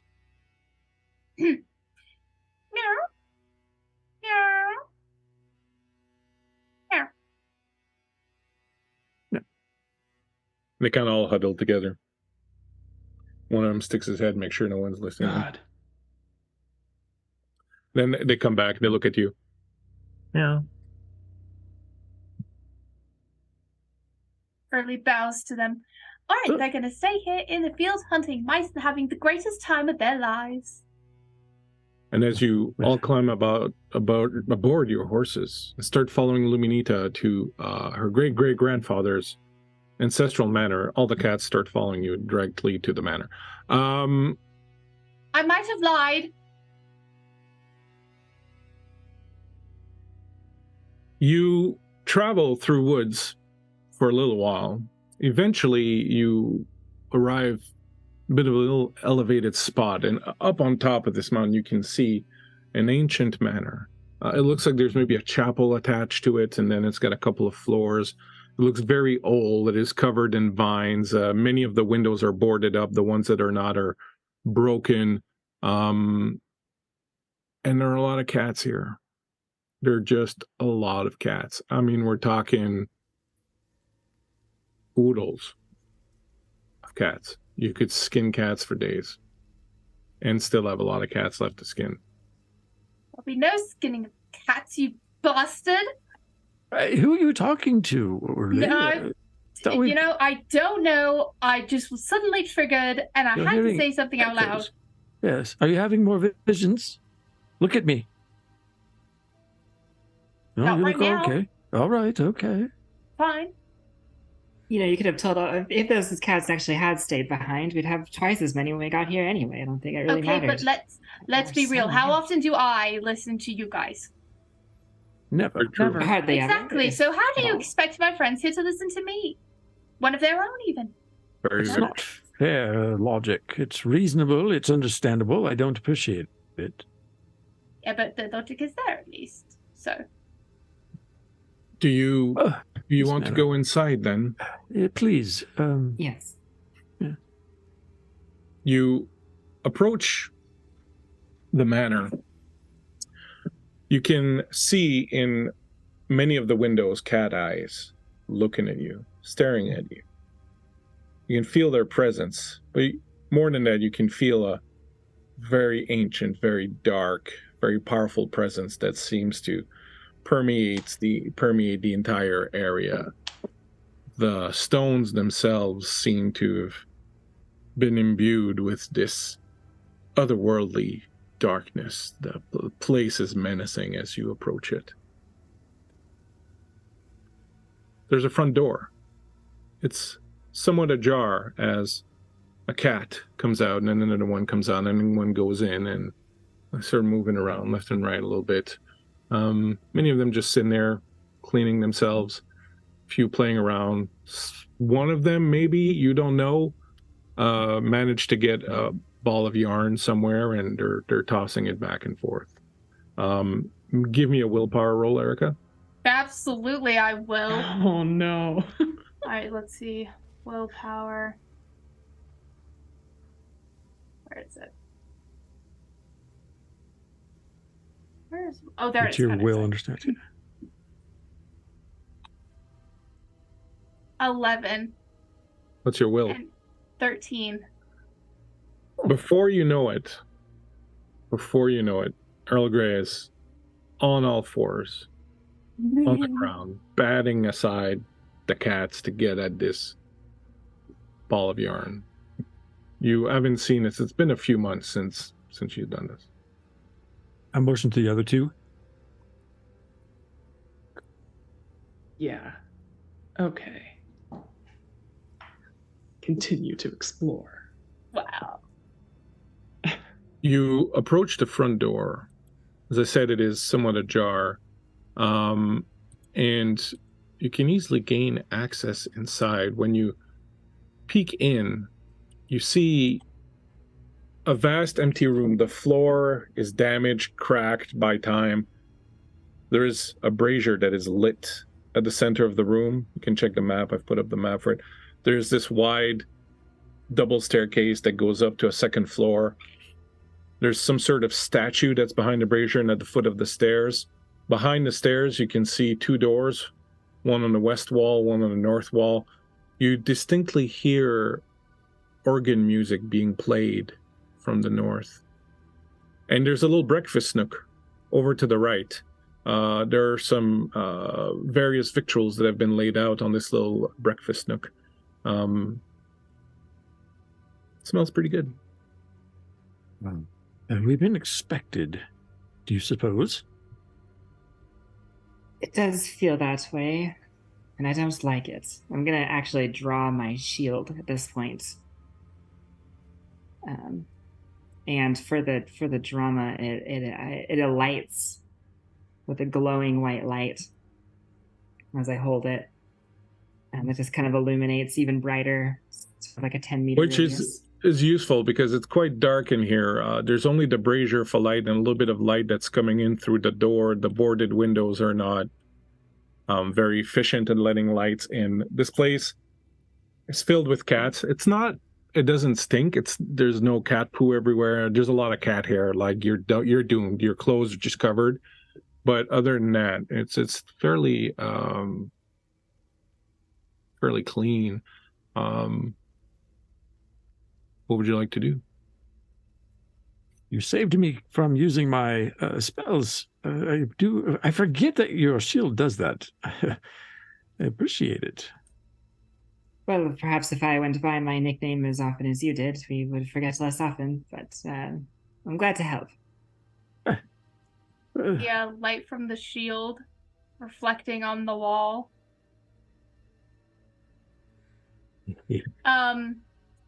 Early Grey has had her fun playing with the other kitties and comes bounding over and sees the reflection on the wall and goes, I'm gonna move it around. I will speak to our host, our hostess. The music? Should we be expecting that? And the food appears fresh.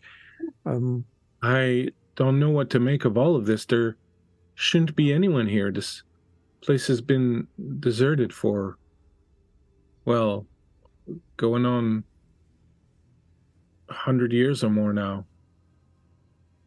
I'm not quite sure what to make of it. Squatters have moved in, I suppose. I'm going to follow the sound of the music and see if it comes from another room on this floor, or perhaps upstairs. The music seems to be coming from behind the door to the north. Okay. Ari takes out her bow. A moment. If we wish, I could perhaps look into the room from here, just so that we do not interrupt or otherwise surprise ourselves with what's behind that door, if you wish. And if there's no protest, then I should like to use Farsight to look and listen into that room. Right. So while you sort that out, what's everybody else doing? What's Hari going to do? What is Arelnia going to do? And what is Early Grey going to do? Well, there was... I think. Go ahead. I think Hari is sort of casing the joint, looking for signs of a hunter, essentially, because she feels very much like they might be prey right now. And I think eventually she'd stop by the west-facing door and just sort of listen. As you move to the west-facing door, before you even get there, you catch a very familiar scent. It's a scent that stirs a memory in you. The scent of a fresh game kill. Like perhaps a deer or something. Seems to be coming from the table in the breakfast nook. Smells very fresh, and it really sparks a memory from a long time ago. Sure does. I'll go over to the table and just sort of scope it out a little bit further. Is the table set with? I mean, does it look like it's set for a couple people? Is it just food that's left out? There are 2 chairs there. There are vegetables and fruits and whatnot, and there's a deer. And it's very strange because the deer is only partially dressed. You can still clearly see the head with the antlers and the fur all over it, but the bottom portion seems to have at least begun to be dressed, and you see parts of its entrails have spilled out over the table. As you approach, the deer suddenly lifts its head and looks straight at you with an accusing glare.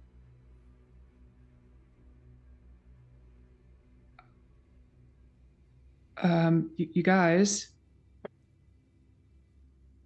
Sorry. does it seem like just a deer looking at me, or does this feel? It starts to mewl in pain. You see the look in its eyes. It's begging for relief. Somewhere you hear your father's voice. It's got a tone of disappointment in it. You know he's waiting for you to do something. There's a knife there on the table. You're supposed to do something, but you just can't bring yourself to do it. Yeah. The deer looks in terrible pain. Oh God. I want to grab the knife and do what I've done many times but couldn't do that first time. What do you do?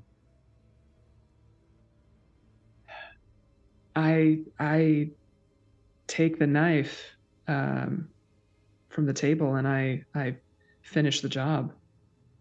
As you approach the deer with the knife, the deer fades away. The knife fades away. Your father's voice fades away. That smell that triggered this fades away. And you don't remember what you were doing. You don't remember anything anymore about that memory. It's completely gone. You are standing there over this table that has been set with some fruits and vegetables. They're all rotten, old, like they've been sitting here forever. Harry, don't eat that. Um, You look like you're gonna eat some of wasn't. that food. No. Gosh, I feel so. I don't know. I have there was a fog. Okay, so if you're having feelings, let's start with the basics. Happy, angry, sad, anxious.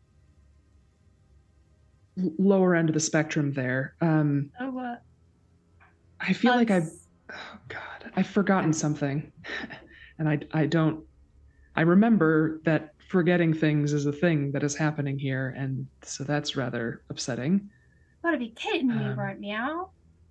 Can't handle that right now. Oh, I wish I could forget that.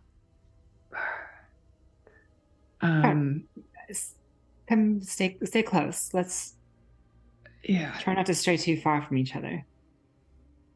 Yeah, don't distract me with your shield again. Not yet, at least. Well, the shield does the same thing every time. Yes, well, sometimes it's just more distracting than other times. Aaron appears to be frozen in time. Can you hear us, Aaron? Aaron's probably about to drop out. Meanwhile, Greyhook, you were attempting to cast a spell. Did you, for me, please, would you give me a willpower roll to see if you remember your spell? Yes, indeed. It's an Yeah. 11 on a... yeah. I was going to give you a boon on it, but you succeeded, so you're good. You, for a moment... Welcome back. For a moment, you're kind of reaching out, and then you go, oh, yes, that's the one, and then you are able to cast it. So what happens with the spell? As though I'm standing there, I'm going to observe and listen to what's going on inside that room where the music is coming from. Inside that room where the music is coming from.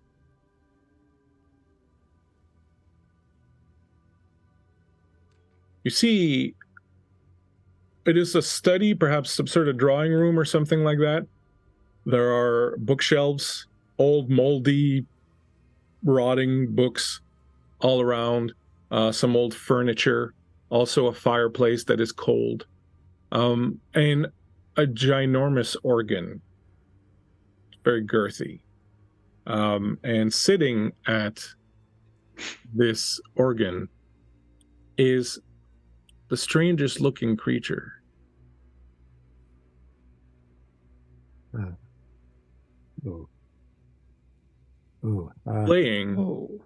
Playing the organ just with, joy and pleasure, the sound of it echoing through the room, but it's kind of muted for you, as if it's kind of maybe very distant, but it's clearly on the other side of the room, and just having a grand old time of it. There is also, you can see a hole in the floor, as you can see in the map. Yes. And there's a strange yellow reddish light that's emanating through it. Oh, all right. Gather round. I'm not sure if there is a Glaucus in there. Or it's playing the organ, and I believe that there's a hole in the floor that leads straight to hell. Oh, I've not gone there before. Well then, it seems a bit dramatic, though. I didn't put it there. I just observed it, and I don't think going there is really the necessary objective. But there is a thing playing the piano that looks as something of a cryptid of some sort. It's probably not a Glaucus. It's something else, but it's you can hear it. It's very adept. I'd like to go talk to it. I bet you would. Where is our hostess? I'm here. Yes, there's a figure in this room, and I can't quite tell what it is. I'm having reservations to even name what I think it is, but was your grandfather a musician, or your great grandfather, as far as you could tell? Oh, yes, I am told great grandfather could handle an organ like no one else could. Oh, well, that's particularly specific. The things that okay. He was a master pianist. Oh, yes, I thought that's where we were going. Aurelnia, do you have your sword ready? This may actually be your line of work. I think I've done enough research for the moment.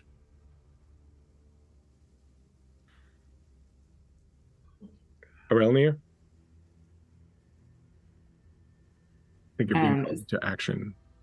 Say that last little bit again. I got a little choppy there. Having some... Oh, your sword. Do you have it ready? Do you have it at hand? Because I believe this may be something along the lines. We could perhaps put our skills together and do the research. Well, I believe in there was a certain sort of creature mentioned that perhaps this may be more useful for, and I take out that hand crossbow that we found in that cache. I take a moment to load a bolt into it, and say, "Don't worry, I have my sword at the ready. I probably only have one good shot with this before I have to throw it aside, but I will Very make well. sure it is well placed. If So if it Very is well. if it is Look at- great grandfather, please don't just summarily execute him. Oh, so yeah, Well, of course. if we want, I could be the bait. I'm a good master baiter. Yes. You're assuming that he's the master. If he's I'm not, you will not be master. able to bait him. I'm a master baiter. I can bait him Getting overwhelmed. masterfully.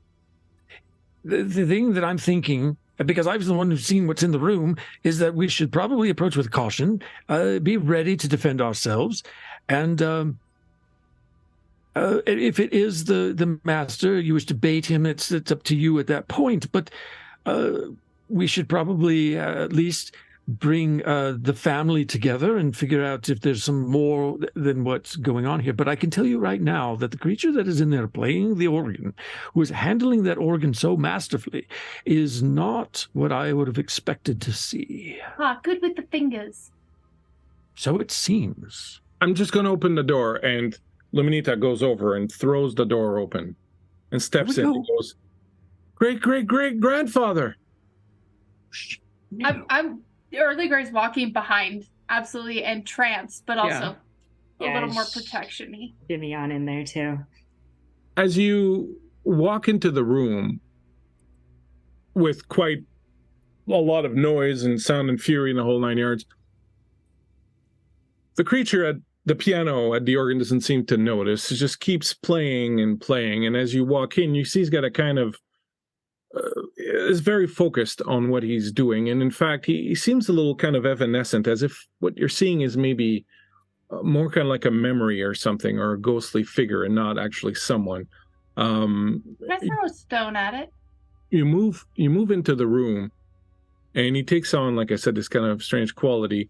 And as he's playing this very kind of macabre tune, you hear a meowing sound, and from behind you, through the door, comes walking in a cat. I rush over. Not a second thought. Oh, it's a large cat. Kitties! That looks like an inspirational poster. Sad. Lad the lad. As you watch, this cat walks in, kind of moving through some of you. He's very ghostly also. And he climbs up on the side of the organ as the creatures is playing away at this organ. He purrs, he meows a little bit, and kind of rubs himself on the creature's hand, and the creature stops playing for a second and starts petting the cat. It's like, oh, what's wrong, Vlad? Is something wrong? Is it something you ate? Your tummy hurting, is it? And he, gives scritches on the cat's belly. Well, come on then. How about I feed you something good instead of whatever crap you caught out there and ate? And then maybe we'll go and pay our nightly respect to Nicola in the crypt, shall we? Yes, you're a good boy, Vlad. And he picks up the cat, and as he does, you see him stand up, and he's carrying this ghostly Vlad. And he turns around, and he walks away from the organ, and as he does, he sort of disappears. Bye, Vlad. I turn to Little boy, Bogdan. boy. That Nikolai. Nicola's my great grandmother. Vlad was my great grandfather's favorite cat. But I guess that was him. That creature was that great grandfather Orloff? Potentially. It That could seems be so. the case. It looks like at least a memory or some sort of like ghostly apparatus. And Early Grey is just going to stare at a corner of the wall. There's ghosts everywhere. The sounds of the organs fade, You're left in this room, again, with that sort of strange red, yellowish light that's emanating from the hole. Yes. I'll approach it and look down in there and see if I can actually see the bowels of hell, or if that's some sort of torchlight, perhaps. It's very dark Move it down there. Greyhook's side. Sorry, go ahead. I just say I move with him. Move with Greyhook to the edge. When you look downstairs, you see it's a dark room downstairs, and you see a number of glowing red, yellow, pinkish globes just sort of spread out throughout this room. And as you look down upon them, you see things moving inside, figures, people, faces. You hear voices coming in and out. A focus.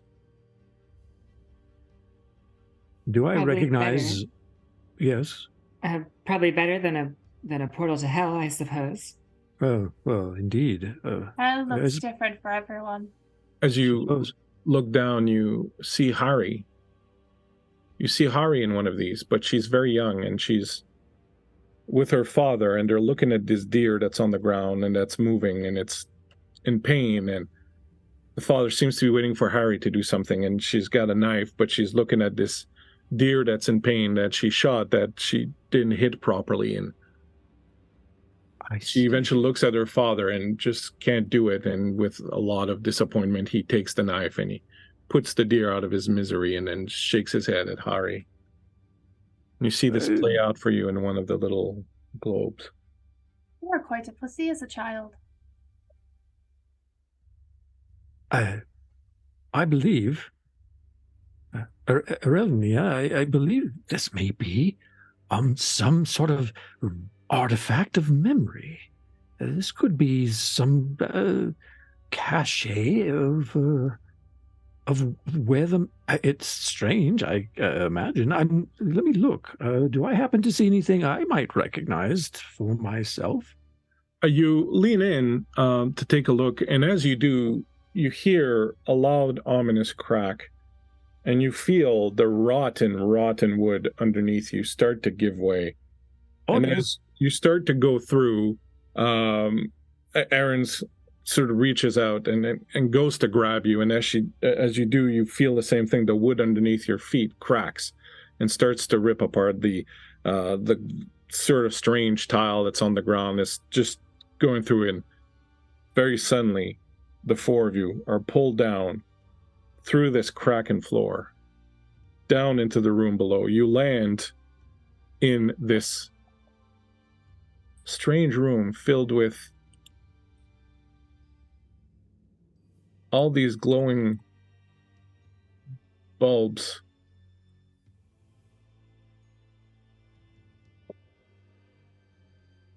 And that's where Want we'll a take a closer break. look? Gotta be kidding me. Oh man. You're waiting to use that one, eh? Yeah. Well, I already used it, but yeah. break. Yeah, no, you've recycled a few of them. But that's okay. You know, there's so many you can do. You find yourself in a strange room surrounded by these strange glowing orbs, and we'll see what this is all about momentarily. But we'll take a break. But before we take a break, I'd like, first of all, to thank all the people who have donated. We are up to $2,750.69. Hey. So we're approaching the 3/4 mark of our overall goal. So super appreciate everyone who's helped and donated.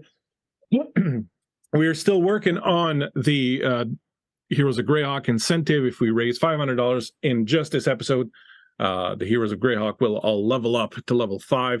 You can see right now on the chat the donations and rewards. We'll leave those up for. Actually, I don't think we can leave those. Yeah, we're going to leave those up during the break. I'll just ask my friends here to dim their cameras.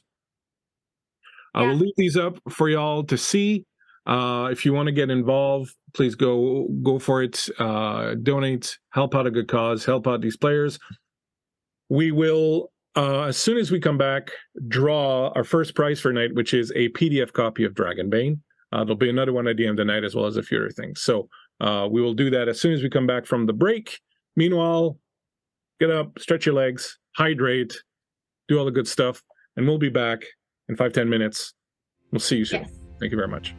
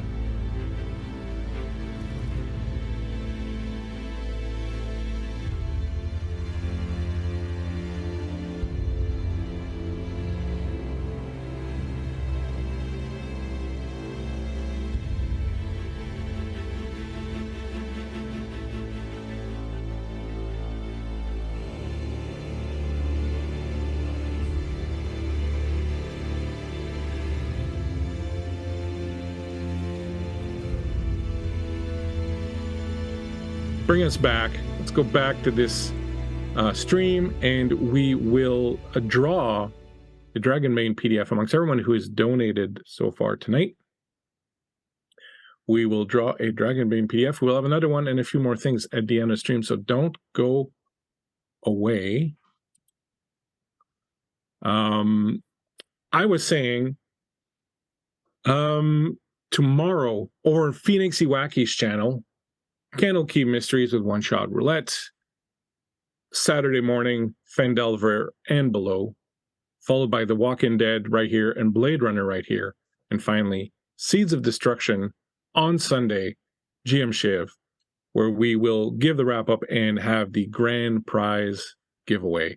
And as we sort out here who won the PDF, I will tell you what these prices are. So if you would, let's say, Beth, if you would be so kind as to, actually, you're in the draw, so I'm not going to ask you because you could totally fudge the thing. Well, and then be no. screwed. Take me out of there because I already have the Dragonbane. Oh, well, there you go. Such. All So, right. Yeah. So we will remove your name from the list. We did have, just before the break, Shelly donated an advantage to you, Beth. So that name's in the list. Thank you, Shelly. So if you would, Beth, go ahead and give me a D8 roll. And if you roll an 8, just re-roll. Okay.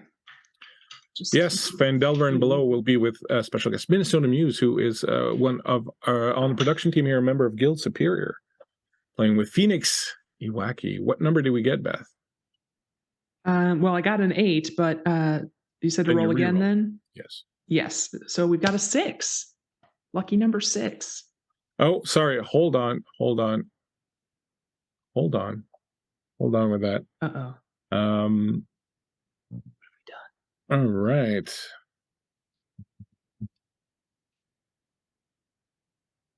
My friends, I'm dumb. I'm dumber than dirt. No, it's okay, Dungeons and Drones. You're not too late. We are about to draw. In fact, Dungeons and Drones, if you would, go ahead and give me a D31 roll in the chat. Give me a exclamation point, roll, space, D31, if you would. Dang.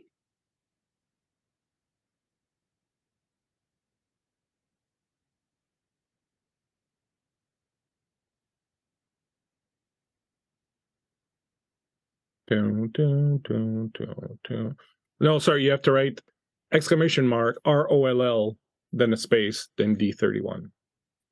Not like my channel where it's ROLE. Oh gosh. We love that. There we go.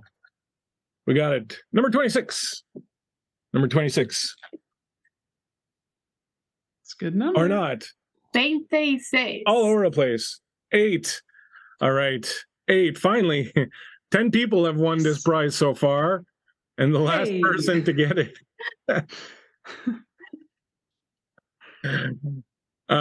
Well, my friends, the man, the myth, the legend, and the owner of the Wick and Tallow, Mr. Vamp Wickman, won the Dragonbane PDF.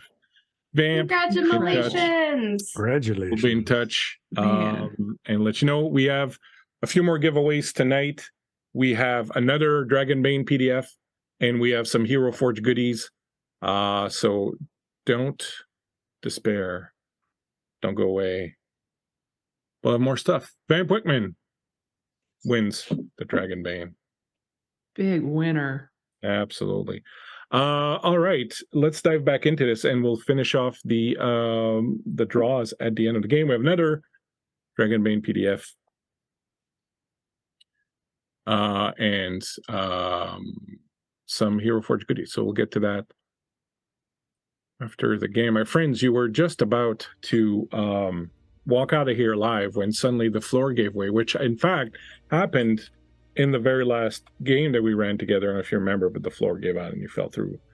That time it was planned. This time it wasn't planned. It was just that I'm like, okay, we need to move this along. So how about they just fall through the floor? So, you know, The first time it was supposed to happen. This time it was just serendipity. You're welcome. Serendipity, dude. What can I say? What can I say? And now that you've fallen here and the cat's out of the bag, And in the bag. you find yourselves in this room. As you pick yourselves up, dust yourselves off, and start looking around the Start all room, over you see again. these strange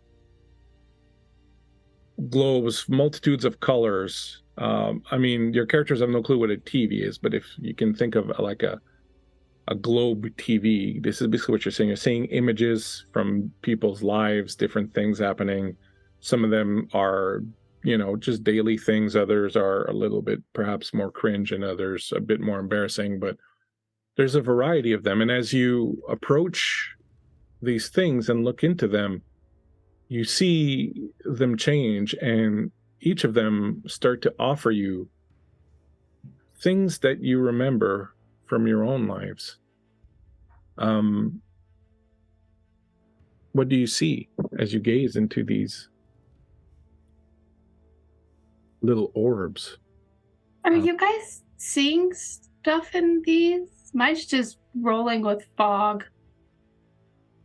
Oh, you're seeing something, but I'll get to you in a second. Oh, okay. Oh, yeah. I picked More than mine one way up. to skin a cat.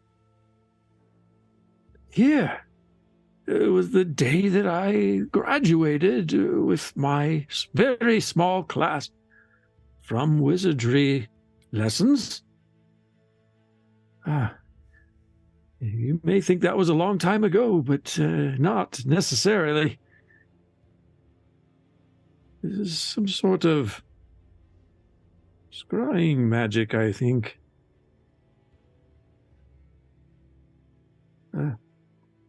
As you look into it, a specific memory comes back. One from a long time ago. What do you see? Yes. Not as far back as my graduation. See the last breaths of my last classmate. I wasn't able to be there. I had only heard the stories of the last day. But I can remember the feeling that I got from getting that news, and it's a feeling that has not left me in the days since. Of my collective, I am the only one who remains.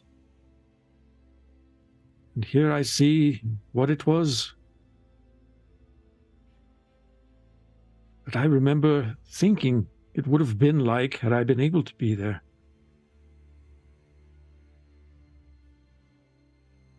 I realize nothing has changed for me. Yes. As you gaze into this globe and see this memory play out before you, you lose all notion of it. You stare at it happen in front of your very eyes as if you're looking at a stranger's life. You don't remember what you felt like on that day. You don't remember what you did before or after. You don't remember if it was cold or hot or if you were tired or angry. You just don't remember any of it. It's just all gone. Set the orb down. Harry, as you gaze into one of these orbs, what do you see?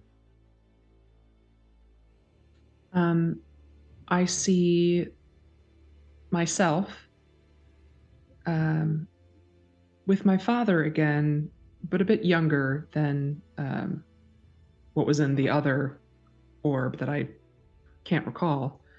And I have just I've just caught a fish for the first time, and you can see just like a beaming look of pride, and I get the fish off the hook, and I hold up the hook, and it looks like it's been carved of bone, And that pings for me because I have that still. And yet, like you said, for Girth, it's a memory that I'm viewing from somebody else.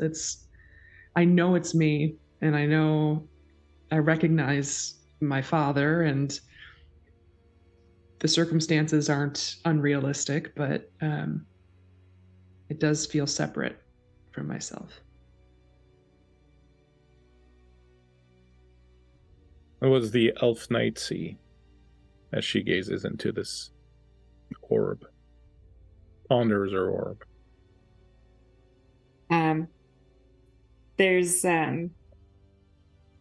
memories here and there, maybe that kind of come more vaguely of training and practicing in the honor of our house as warriors. And the memories get deeper, and we get younger. Me and my brother and my parents. Until there's the memory of when our house was attacked, and our actual estate was burned to the ground, and I see, and I'm remembering it right at first. I see myself being pulled by the arm by my father, my baby brother, in his other. My mother sort of tucked with the baby brother as well, like under his arm, and the four of us struggling to get out from. Well, it was hot. I mean, wasn't it? It looks like it. It looks like the smoke would be choking in the ash, and they're barely getting out of there. These people, those young children.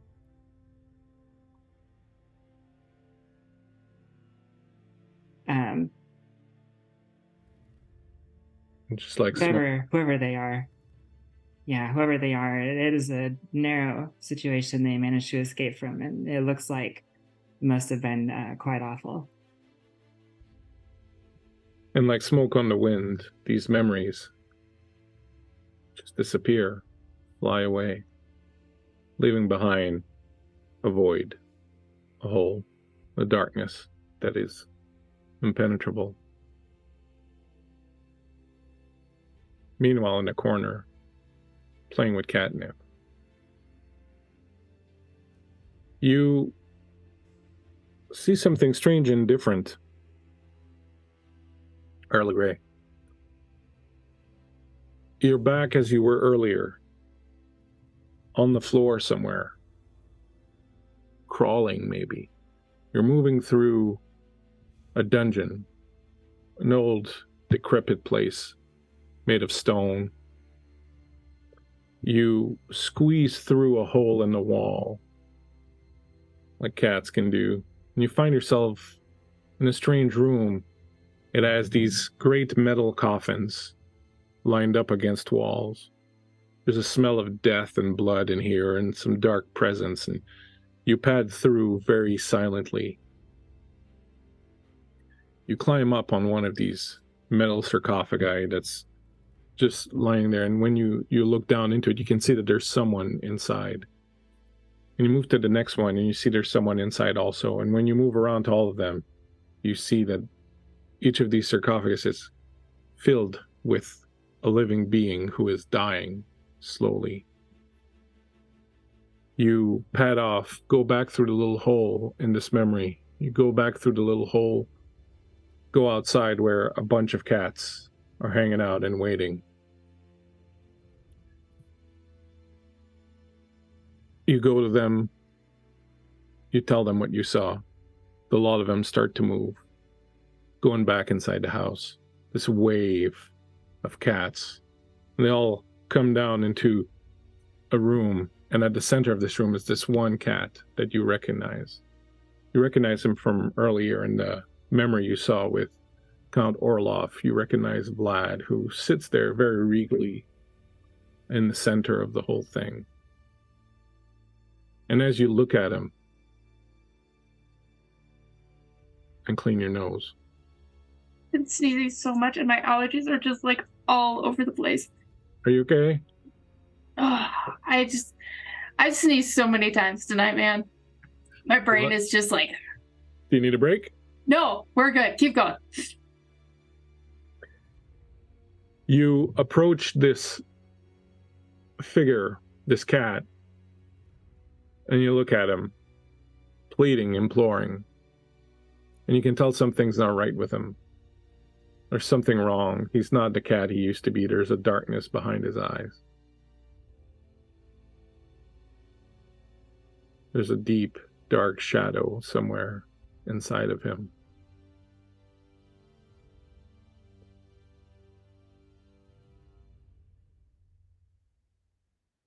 Let me roll a d4.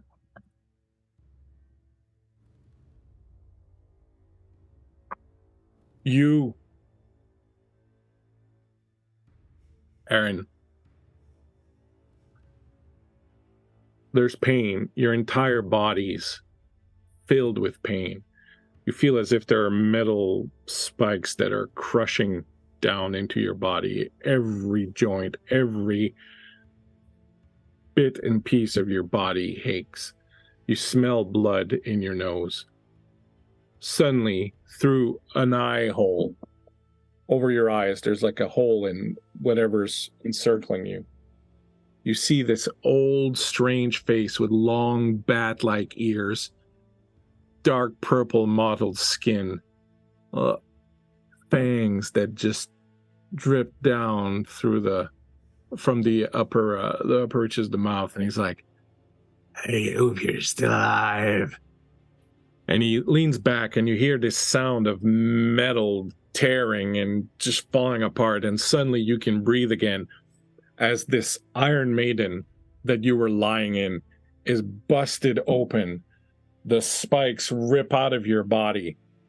You feel completely disoriented.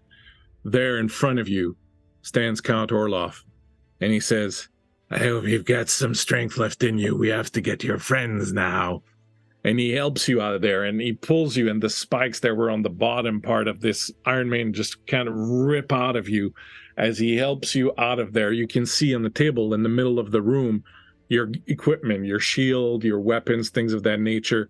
And you see around you all these other Iron Maidens, and you just know your friends are in them.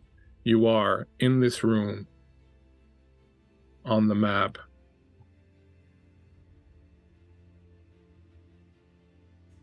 Yikes. That's intense. Yeah. I stumble over to the other. Orloff is with you. We must hurry. He will return soon. He will not be in a pleasant mood. Quickly.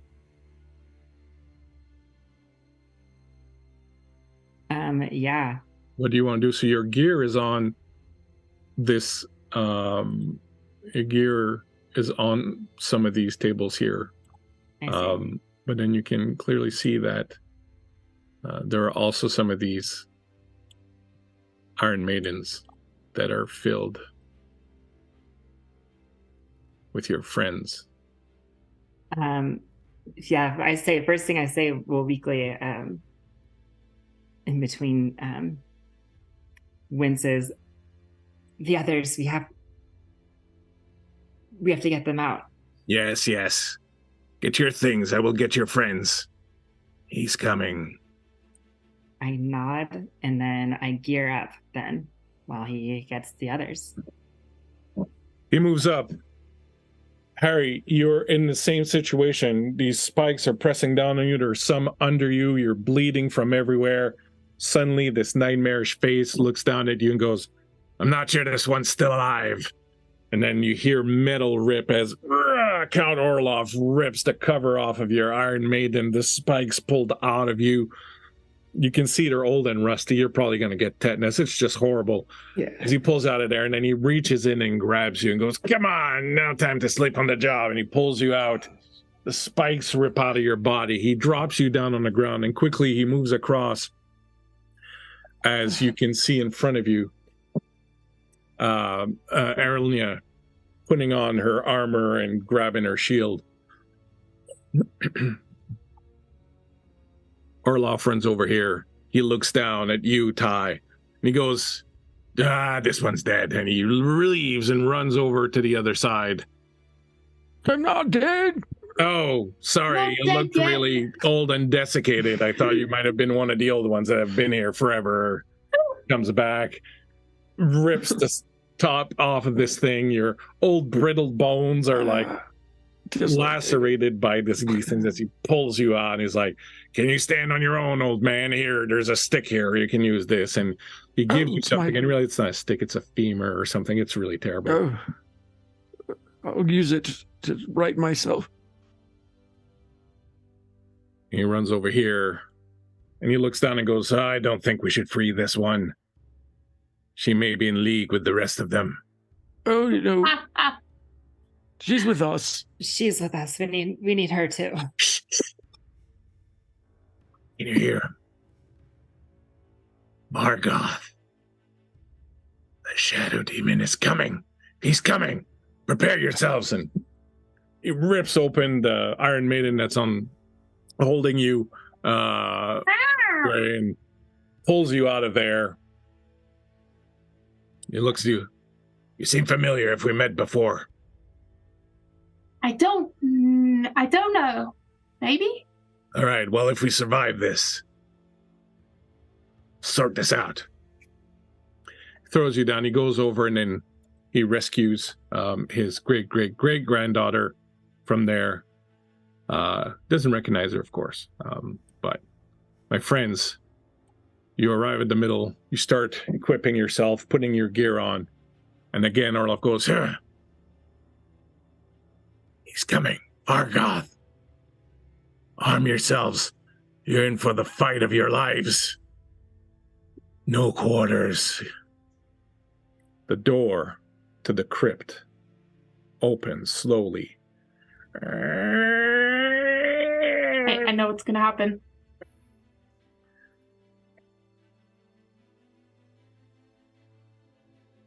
Orloff says, I wish he'd hurry up. The door opens, and in comes a cat. It's Vlad. I knew it. Vlad comes into the crypt like he owns it. I even wrote Because down he does. the timestamp when I realized when I knew who it was, so I could go back and clip it. He moves like he owns the place. Shadows move along with him on the ground. Outside the door, you see dozens of pairs of cat eyes just looking in, waiting to see what's going to happen. He moves about, flitting from shadow to shadow. Suddenly, he's behind you, meow, and then he keeps moving, and then he's somewhere else. Does he look like an actual cat still, or is it kind of like a demented cat-like Uh, creature? He just looks like good old Vlad. It's gonna be a What are you problem. waiting for? Don't tell me you can't bring yourselves to hurt a kitten. That is correct. This kitten will flay you alive.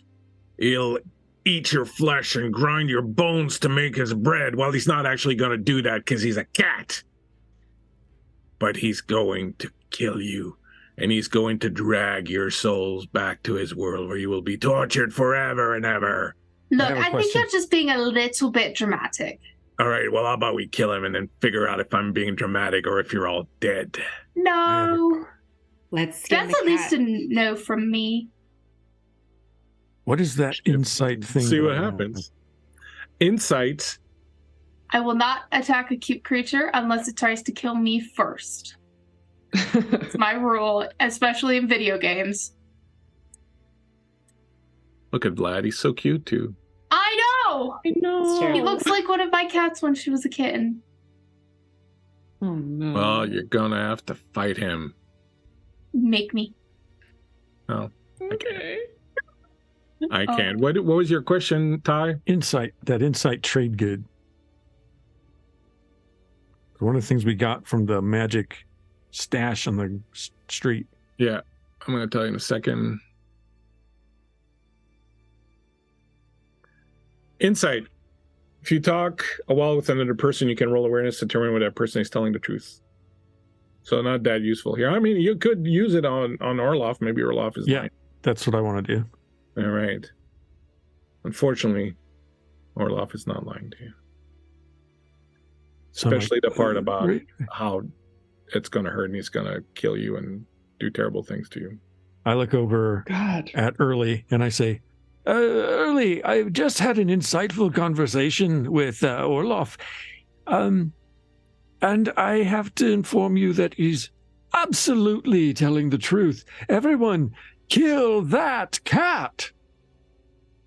A draw. I think we should try talking to it first. I'm going to That's blast it fair. with fire. Well, I'm going to do initiative, and then you can do whatever you want when it's You your son turn. of a bitch. And we're probably going to be the first I'm old enough to have been called worse.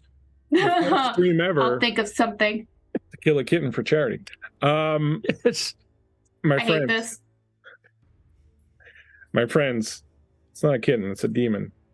Yes. And it Pet did try to kill Cemetery you was first. for Oh. charity But as it's well, in wasn't the it? shape of a kitten. Does anyone have a special power related to initiative that I should be aware of before I draw initiative? Let me Old double age check, 'cause experience? I think I might. Actually, no, I don't think so. I thought about it, but I didn't take one. All right, so a couple of things you need to know. One, this creature is no joke. Two, monsters in Basin don't roll to attack; they just hit automatically. So just so you know, there are some powers that you can attempt to dodge. You mean Dragonbane? Dragonbane, sorry. There are some Yeah. powers you can attempt to dodge. However, and I will indicate that when that happens. But this is no joke. Just letting you know. Can we parry? Not unless most of them you can't. No. Cool. So now- But it also has physical attacks which you can parry. got it. Okay. All right. So no powers, no special powers of initiative. All right. Aaron will be going at 9. Ty at 10. This is a joke. Hold on, because now I got 8. I'm gonna reshuffle because maybe they weren't shuffled because it's very suspicious. It's very, very suspicious. It's attached to the memory problem. Yes. All right, Aaron will go at 4. Better. I'll go 2. Beth at 10. And the first person to go will be Erica at 1. How many cards does the creature get? Ooh, ferocity 2, so it gets 2. Nice. All right. My friends, it's on like Donkey Kong. You are the first to act. Early. Go ahead, try to talk it out. Look here. I have a rule. If anyone of my particular race or cute creature, if they say is gonna be mean and nasty, you must attack me first. So then I can essentially give myself permission to fight you. So if you really are who you are, and you're not actually just like a really good kitten inside, because you're stressing me out. He gives you the cutest little look and he just purrs very innocently. I stand where I am. Fucking demon.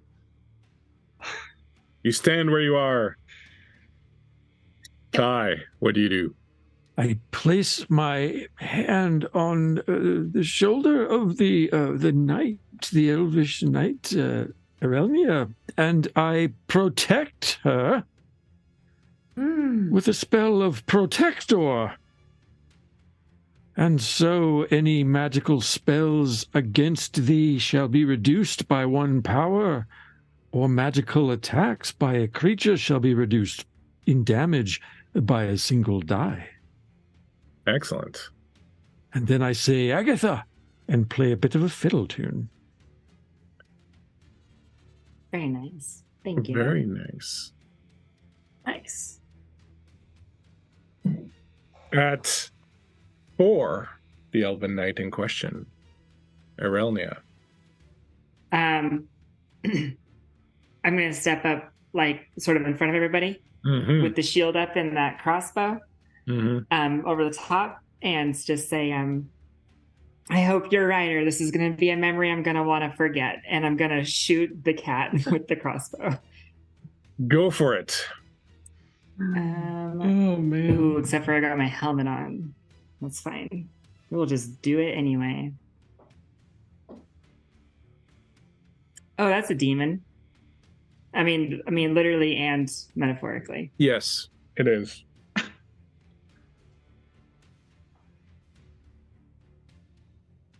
Now remember, you have advantages. I think each of you have one. Oh yeah, that's. Beth has 2. Yes. For a range attack, I'm okay just suffering the demon. And I mean that I'm on my roll. You got a 20? I did get a 20, yes. Oh, the pain begins early, my friends. All right. Well, demon roll in range combat. If you roll a demon when performing a ranged attack, you miss your target and cannot push the roll. You also suffer an additional mishap. Please give me a d6 roll. Oh, no. A 6. It's probably great. You hit yourself by mistake. Roll for damage as usual, but without any damage bonus. As you Misfire. Exactly, you fire, but the crossbow just sort of slips off the shield, and the arrow hits the shield and goes down into your hand. So roll for damage, but you don't have to add any damage bonus. My armor, it goes against my armor, or is armor? Yeah, your armor will count. So you roll damage and subtract your armor.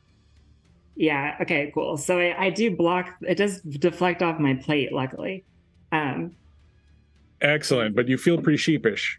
I do feel sheepish, and I say some elvish curse that I can't think of under my breath right now, and then I toss I just honestly just I toss the crossbow and I draw the sword. All right. Is it a mistake? Yeah. No. Wow. It gets to go at 5. It is going to give the cutest, softest little purr. It will lick itself. Little paw. Beautiful, furry little paw. I love when they do it. They like pause or curl and they like, oh my God. I'm refusing to kill a stranger on personal And reasons. then you start hearing it under the purring. You hear whispers, derogatory remarks that are heard by all of you.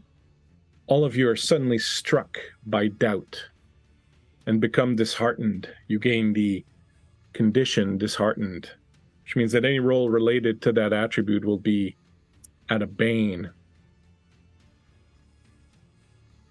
Which attribute? Uh-oh. Charisma. Probably the best one you could get. Yeah. And then, because it can do that, it will just move. It's got another action at some point, but it knows things about you. It's seen your memories. It tells you the worst of the worst things about you. And then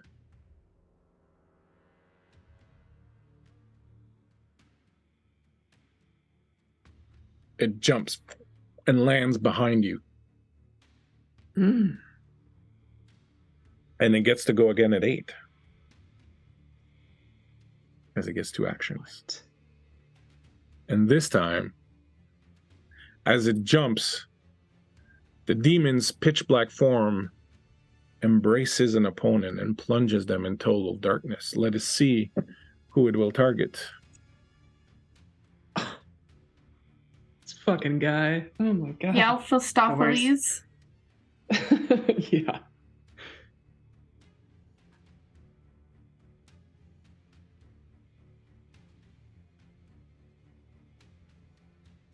Early gray. I knew it. Oh. Take me. The chill of solitude paralyzes you.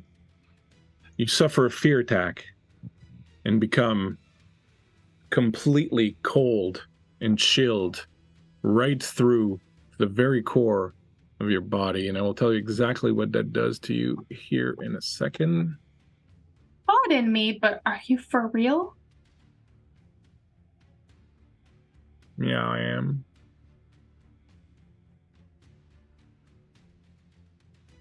Where's page 54? Yeah, I'm a cool cat now.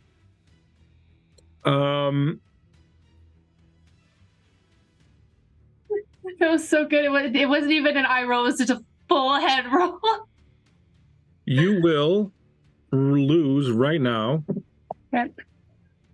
2 willpower points and 6 HP.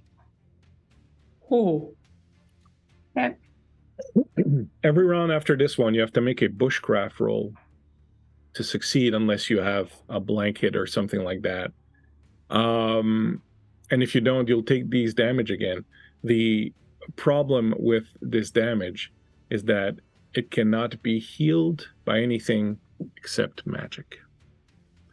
So you will continue to take this cold until you are healed by magic, or until you hit 0 HP, whichever comes first. Early Grey's really struggling here because this is one of her kind. At least it looks like it, and it's a hard struggle. To So be she just, honest, like, you kind of curls asked up. for it. In the ground. Yeah, it's true. Explicitly asked. for it. Literally asked for it. Mhm. Literally in those words, and he obliged. You must attack me first. At 9, Orloff will go. He will jump on the cat and go, "What are you louts waiting for? Fight this thing!" And he will jump on it and take a claw in the cat, and jumps up at him, and they're kind of wrestling and clawing at each other. And finally, at 10, Harry. heyo. Yeah, so I pull my bow, and I'm going to spend 3 willpower points to activate my twin shot. So I'm going to shoot 2 arrows at this little beast. Go for it. Okay. I thought you were going to shoot one at early, but Well, Early may still not later. even fight the cat. you're frozen deep down inside. This frost is starting to form on your fur. Extra Well crunchy. That's the case. Okay, so I rolled a 2. I rolled just once to hit, but damage is rolled separately. So Okay, that's excellent. Go for it. yeah. Okay. You're using a magical weapon of some sort. Yes, but I didn't activate this effect. But it is my Manticore bow. Okay, perfect. Yeah. I'm sorry. Okay, it's a D12. Oh my god. Okay. That is plus 2. It's 2. Okay, so 6 points of damage Okay. for the first hit. Nice. And 10 points of Whoa. damage with the second hit. Yeah. It Wow. hisses at you. It is not happy. It hisses. Sorry. Sorry, not sorry. Back to 1. Please, Early, give me a bushcraft roll, unless you have in your bag a blanket or some way to make fire or something like that. That's a good question. I don't think I have flint and tinder, but I don't think there's anything around me to make a fire. Yeah, there probably is, but it would take the round, so it would have to be your action to try and start a fire. Well, yeah, You do let's that? do that. I'm very serious that Early Grey may not even attempt to fight this. You lose 1 more willpower point. Ooh, and Okay. 6 more hit HP. As the cold seeps into your bones and just leeches all the vitality out of you. So what was I rolling? Bushcraft. With a bane. Oh, okay.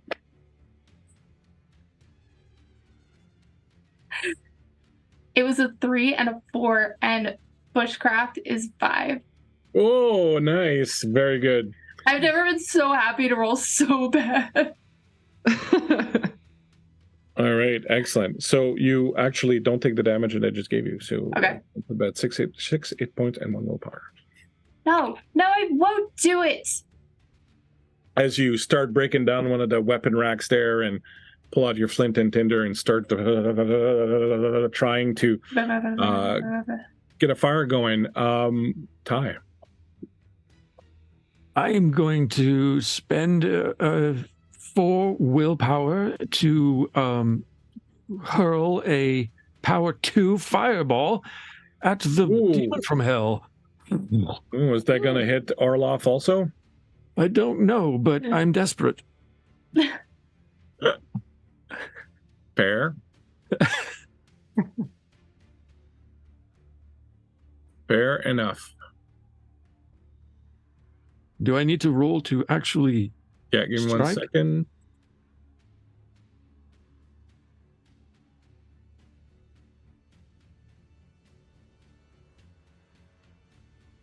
To cast a spell, you must spend a willpower point and roll against your skill level in the relevant school. Who rolls against the skill? I do. You do. Is mind reading for Girth Greyhook, is it an action? Can I use my...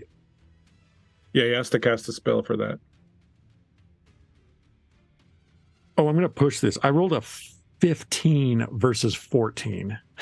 All right, so you can do that. You're going to take a Effect. Condition. Yeah. I'm going to be... It's starting to overwhelm me, so I'm feeling dazed.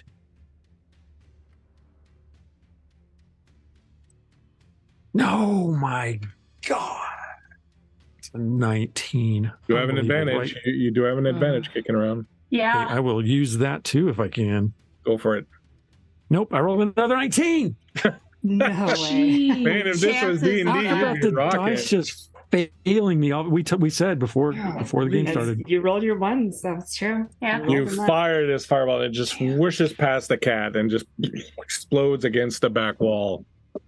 Makes me warm though. There's always that. Me too. At 4, Aaron. I go rushing toward Orloff and the cat, and with my shield arm raised, I go to deliver a bash using a boon, or my advantage that was crowd given. Sorry. Go for it. I got a 3, so that's definitely a hit. And it takes a D8 of damage plus a D4, and then it has to make a con roll against my strength to avoid being stunned for 1 round. Okay, so give me the damage. So the damage, 8 points of damage. Okay. So go ahead and roll on your strength. And I'll roll on my con and the greatest difference. So do I roll my strength, or is it against my static strength? It's against your strength, right? You said? Yeah. So you roll D20 and you tell me, if you roll under your strength, what the difference is. Oh, I see. Okay, gotcha. So I rolled a 7. That's going to be 9. Unfortunately, it's just not enough. As you give him a good bash, and then but it doesn't knock him out, unfortunately. But it was a good Out of hit. spite, can I relight my shield with the blue, with the light? Yes, absolutely. Perfect. And that is it. As you turn and bring the light, the cat starts to scream. You can see the shadows that are starting to leave him. He seems to be reacting very negatively to the sunlight that is emanating from your shield. So give me a D6 of damage. Ooh. Ah. Suffer this demon. That's a 1. But you see that this is definitely not his gig. Like he's trying to get away from you. You can see kind of like a shadow form that's trying to pull out of him and sort of it's just fighting to stay inside of him. Okay, yeah, I hunker down a little bit behind that shield, and that's it for me. At 5, he goes. Six visions of stars. As he recoils from your sunlight, you see the shadow that's part of him start to grow, and it grows, and he grows huge, and he starts to cover the entire ceiling of this place. All of you are now plunged in demonic darkness. You will have, my friends, you will each lose 1 willpower, which is not too bad. And then you each need to roll a will save with a bane. Jesus. As you are plunged in this dark, demonic sphere where stars live and die in but a few seconds. So we have to roll under. Yeah, with a bane. With a Sorry, bane. rolling- Okay. Rolling for what again with a bane? Willpower. Willpower. I rolled a 5 and an 8, and my willpower is at 8. Okay, you're Does that mean I good. just missed it? No, you're I'm good. good? Yeah, you got to meet or go under. Oh, sick. I got it. 10 to my 14. Excellent. Ty? I rolled a 12 versus 18. I also rolled a 1 versus 18, but you know. All right, you're good. And early? 7 was my highest.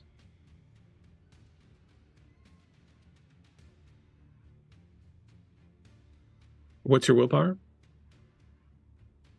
Currently it's 9. All right, you're good. None of you feel the fear surround to your heart, but you all sort of brace against it. It goes again at 8. Because, you know, he's vile like that. Psychic bite. Are we just drenched in darkness? Are we still in the same room? Yeah.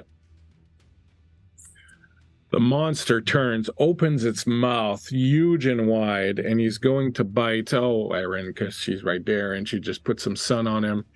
And he reaches down and he bites you with a psychic bite. You lose 6 willpower points.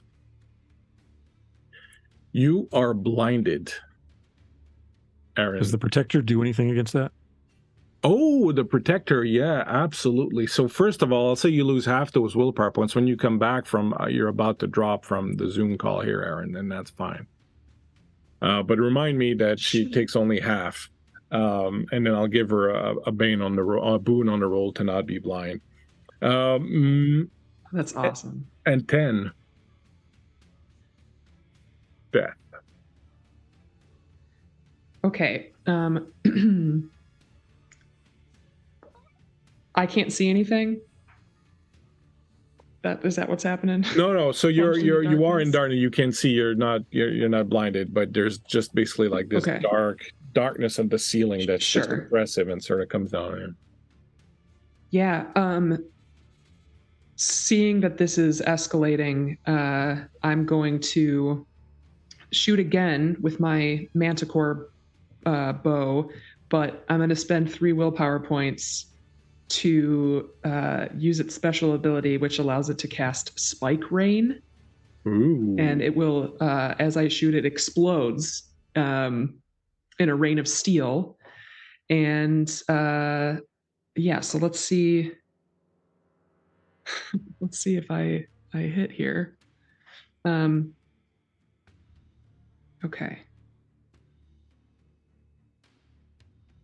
What am I doing? Yeah, it's okay. Okay, so for an attack, that is 14.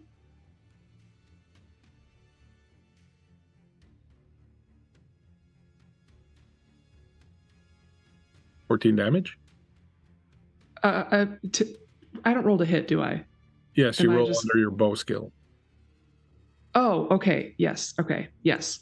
Then we're good. And it's 2d10. Go for it. For this guy. 2d10 plus 2d10. Okay. So that is 9 points of damage from the rain of steel. And it's also injected with a paralyzing poison. What's the potency? 12. Ooh, and it fails. Seems to be having difficulty moving as it is sluggish and having difficulty. Good. Back to 1. As you are building up a fire and starting to warm yourself, you hear a voice in your head preceded by a purr, and you hear, "You must help me. You must get this thing out of me. It has control of me. Please. Don't worry. Please Don't. help me." It's okay. I've got an idea. Don't worry. I'll get you out. Before you put your idea to play, Aaron, welcome back. Thank you, and sorry. No, it's all right. You took a whole bunch of damage, but because you had the protector spell on you, you took only half of it. So I don't remember exactly what I rolled, but we'll call it you take 4 points of damage. You did 6 and cut it to 3. All right, so you take 3 points of damage, and you are blind. However, every turn, you get to roll a d4, and what I will say to see if the blindness lifts, and I will say that because you had the protector, you get to roll it with a boon.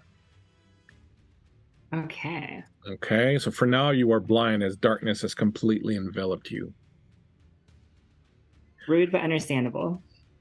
Early. Yes. So I have a question first about the building that we're in. So we're clearly in a basement in a way. Yeah, it's kind of like a basement of a chapel. So I want to try. I don't know if this is literally physically possible, but I want to try and find some sort of weakness in the wall or part of the ceiling to where I can break it and let sunlight in.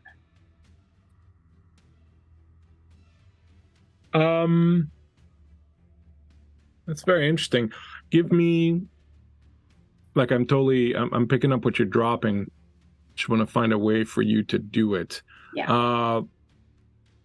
Do you have, well, you probably don't, but you're going to have to roll it anyways. Yeah. She would use, crafting. I would use claws to break. You're going to have to give me a crafting. Because you need to identify 7. a weak spot. You have some advantages. I did it. My crafting is a 7 and I rolled a 3. All right, excellent. So as you look about you, Never been so proud. As you look about you, you notice that one of the supporting beams that's supporting the arches that support this roof is very damaged. The stone is cracked. There's water that's running through it, and you can tell that it's would probably be feasible to bring it down. Now, what I want you to do is I want you to give me a d6 roll.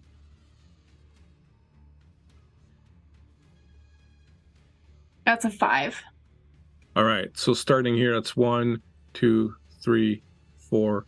So that supporting beam is over here.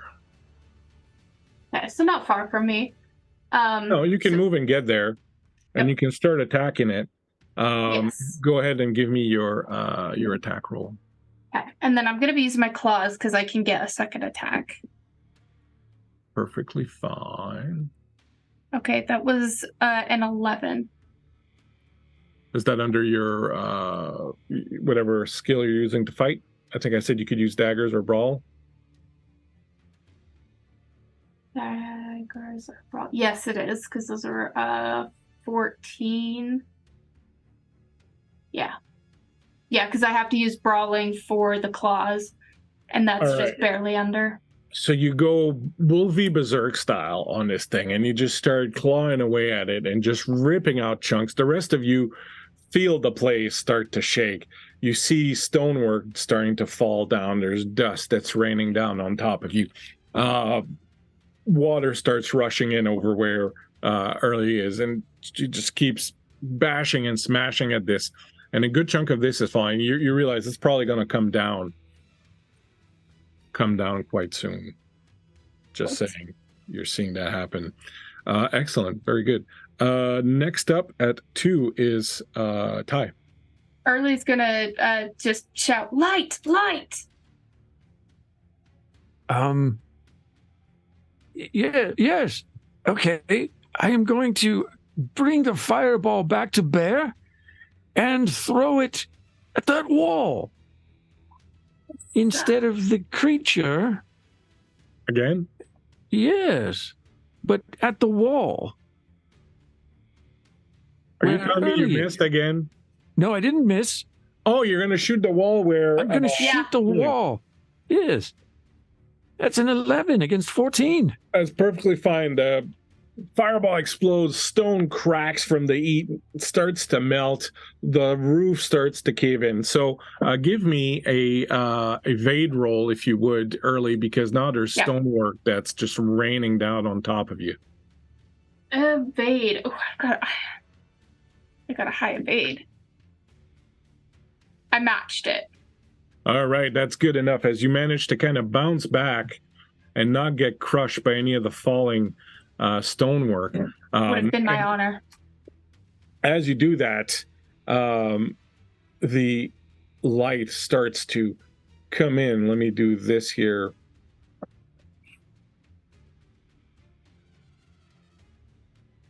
Let me do this. We'll do props. Magical We're gonna effects. save that fluffy son of a bitch. I like it. I like it. Earth is over All there right. going, I can't believe it. It looks like worked. frost, but you'll get the idea. So you see a ray of sunlight, light just starts coming in right over here. Maybe I could, instead of doing this, could do this, would be more apropos.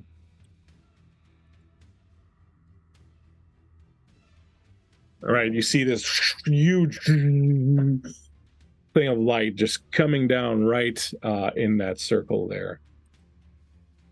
All right, next up is 4 would be Aaron. You are blinded, but go ahead and give me, Aaron, a D4 roll with advantage. Will do. A D4, you said. Whoops, Yeah. That's the wrong dice. I wasn't supposed to roll. A 4 and a 5 total. Or sorry, what am I doing? A 4 and a 1. The 1 is what you needed. So with the Perfect. 1, you cancel the effect. Suddenly you can see again. When you do, you see this huge ray of sunlight that's coming down just behind where you are. And you see that the cat demon is actually kind of trying to shy away from it. What would you like to do? I'm going to shimmy around the other side of the cat, get it kind of against the wall, and aim my shield at it. So sort of creating trying to create a pincer of light. And I'm actually going to step forward as I come around with the shield. And then I step in and go for another shield bash. All righty, go for it. And this one was just a regular roll. That's a hit with a 2. Ooh, 2, very excellent. All right, no problem. So give me damage. Damage. This time, another 8. And then roll on your strength. Another 8 and another 9 for strength. I rolled a 19. So you bat this cat as you rush forward, hit it with the sunlight, and then the shield, you bounce it off. It goes flying through. The light hits Orloff in the face. You see his face start to break. He's like, ah, no! And he kind of recoils away from you and sort of steps away. You smell the burning flesh. The cat, as you watched, a lot of you, almost in slow motion, Vlad, the cat, flying through the air. And as he hits the wall of sunlight, you see this ginormous black ugly shadow just rip out of him. Vlad falls on all fours on the ground, meow, and kind of skedaddles off. And I go after him. I'm gonna pick him up. And in his stead, in front of you, Valgoth. Oh, Perfect. So Early mainly wants to go to Vlad and tell him to go be with the other cats in the upper floors. And be You rush over to him, you tell him that, and he's like, I will, and you hear him, which is kind of weird. Perfect. And he runs off. Valgoth turns around to you. He's moving out of the sunlight. You can see where the sunlight hit him. There's like these burns of light, and he's smoking, and he just kind of moves away from it. He's like, you have no idea what you have just done. And as he You don't know what you've done. I was monologuing for that. You don't. All right. Keep staying in the sunlight. How big is he? Pretty big. Human size? Let me put Big boy. he big boy. Let me put his Big baby. thing Now down. this creature will fight. Yeah, we didn't have to skin the cat. We just had to bat it around a couple times. I would that's freak sort the of a fuck form of out skinning. if the cat had died. All right. So that was at 4. He gets to go. Nice. 5. He's really pissed off. Did I say he's pissed off? He's really pissed off. Good for him. 5. Command. The demon points imperiously at an opponent within 20 meters, and it's going to be Early because you just, badmouth him. Yep. He commands you to obey. You must make a will roll with a bane. Shit. I am not lying, I swear. I got a 7 and a 2, I'm pretty and my sure will is it's fine, 9. but it's okay. We'll give it to you. I'm not, I swear. I will do my rolls in the chat if you want. So he looks at you and he orders you to go and kill the cat, but you just cannot even deal with that. And you're like, no, I will not.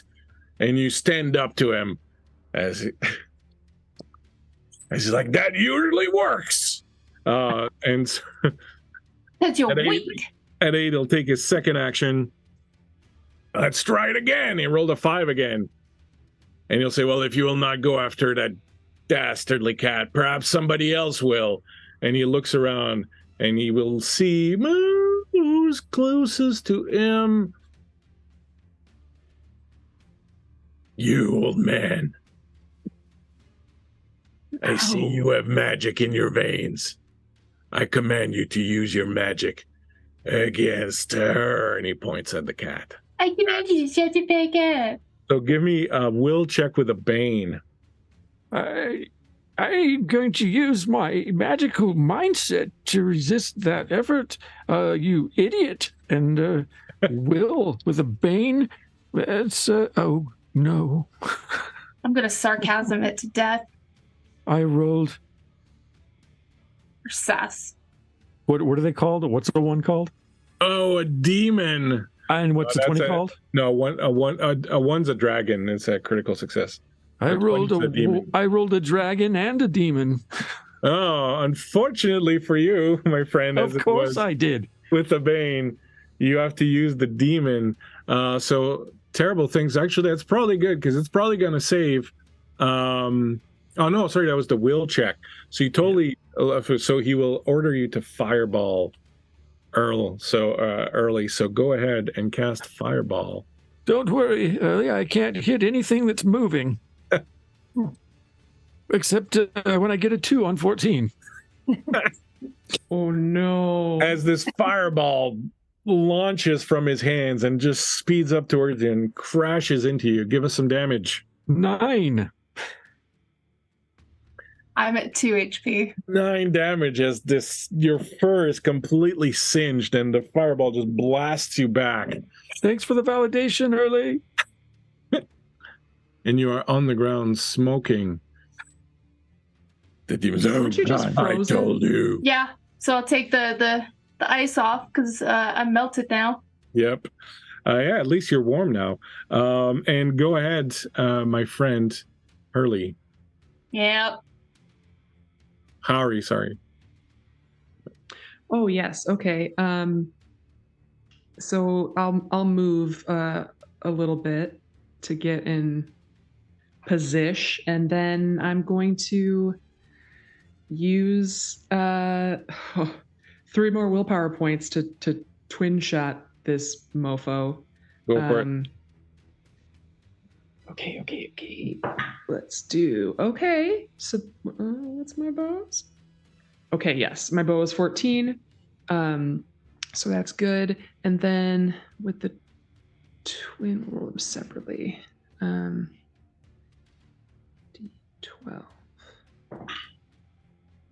Okay, so 3 points for the first roll, and 9 points. Tell me, how do you like to kill the shadow demon? And you did exactly the number of points that left 12 hit points.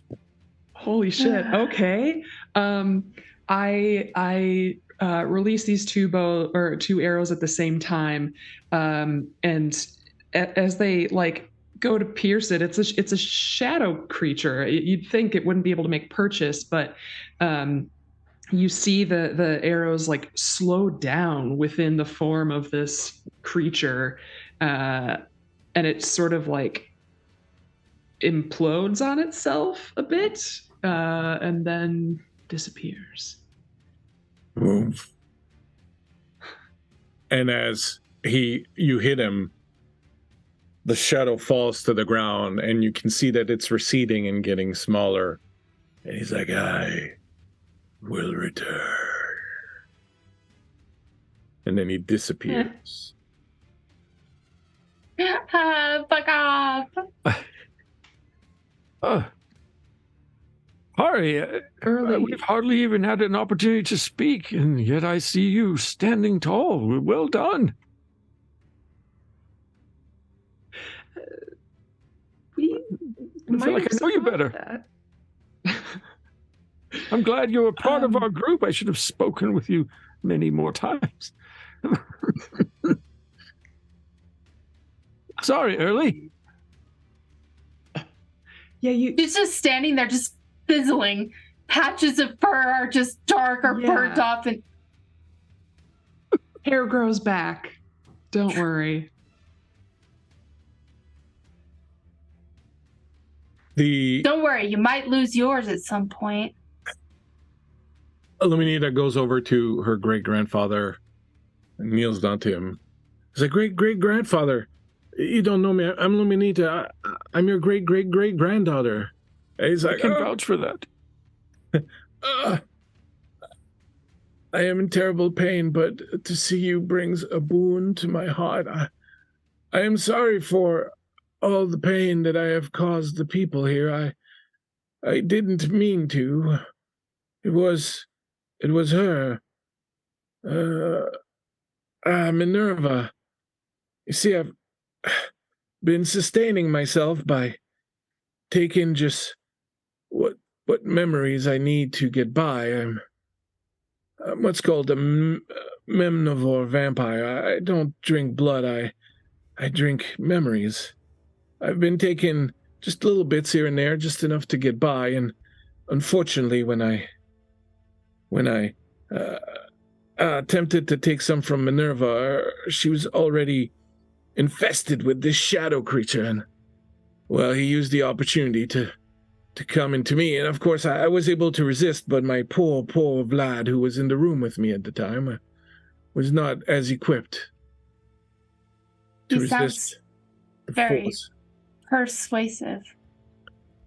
And so, my poor Vlad, where's in? Vlad comes back and meow, and he kind of comes around the corner and he looks. And he's, Good boy.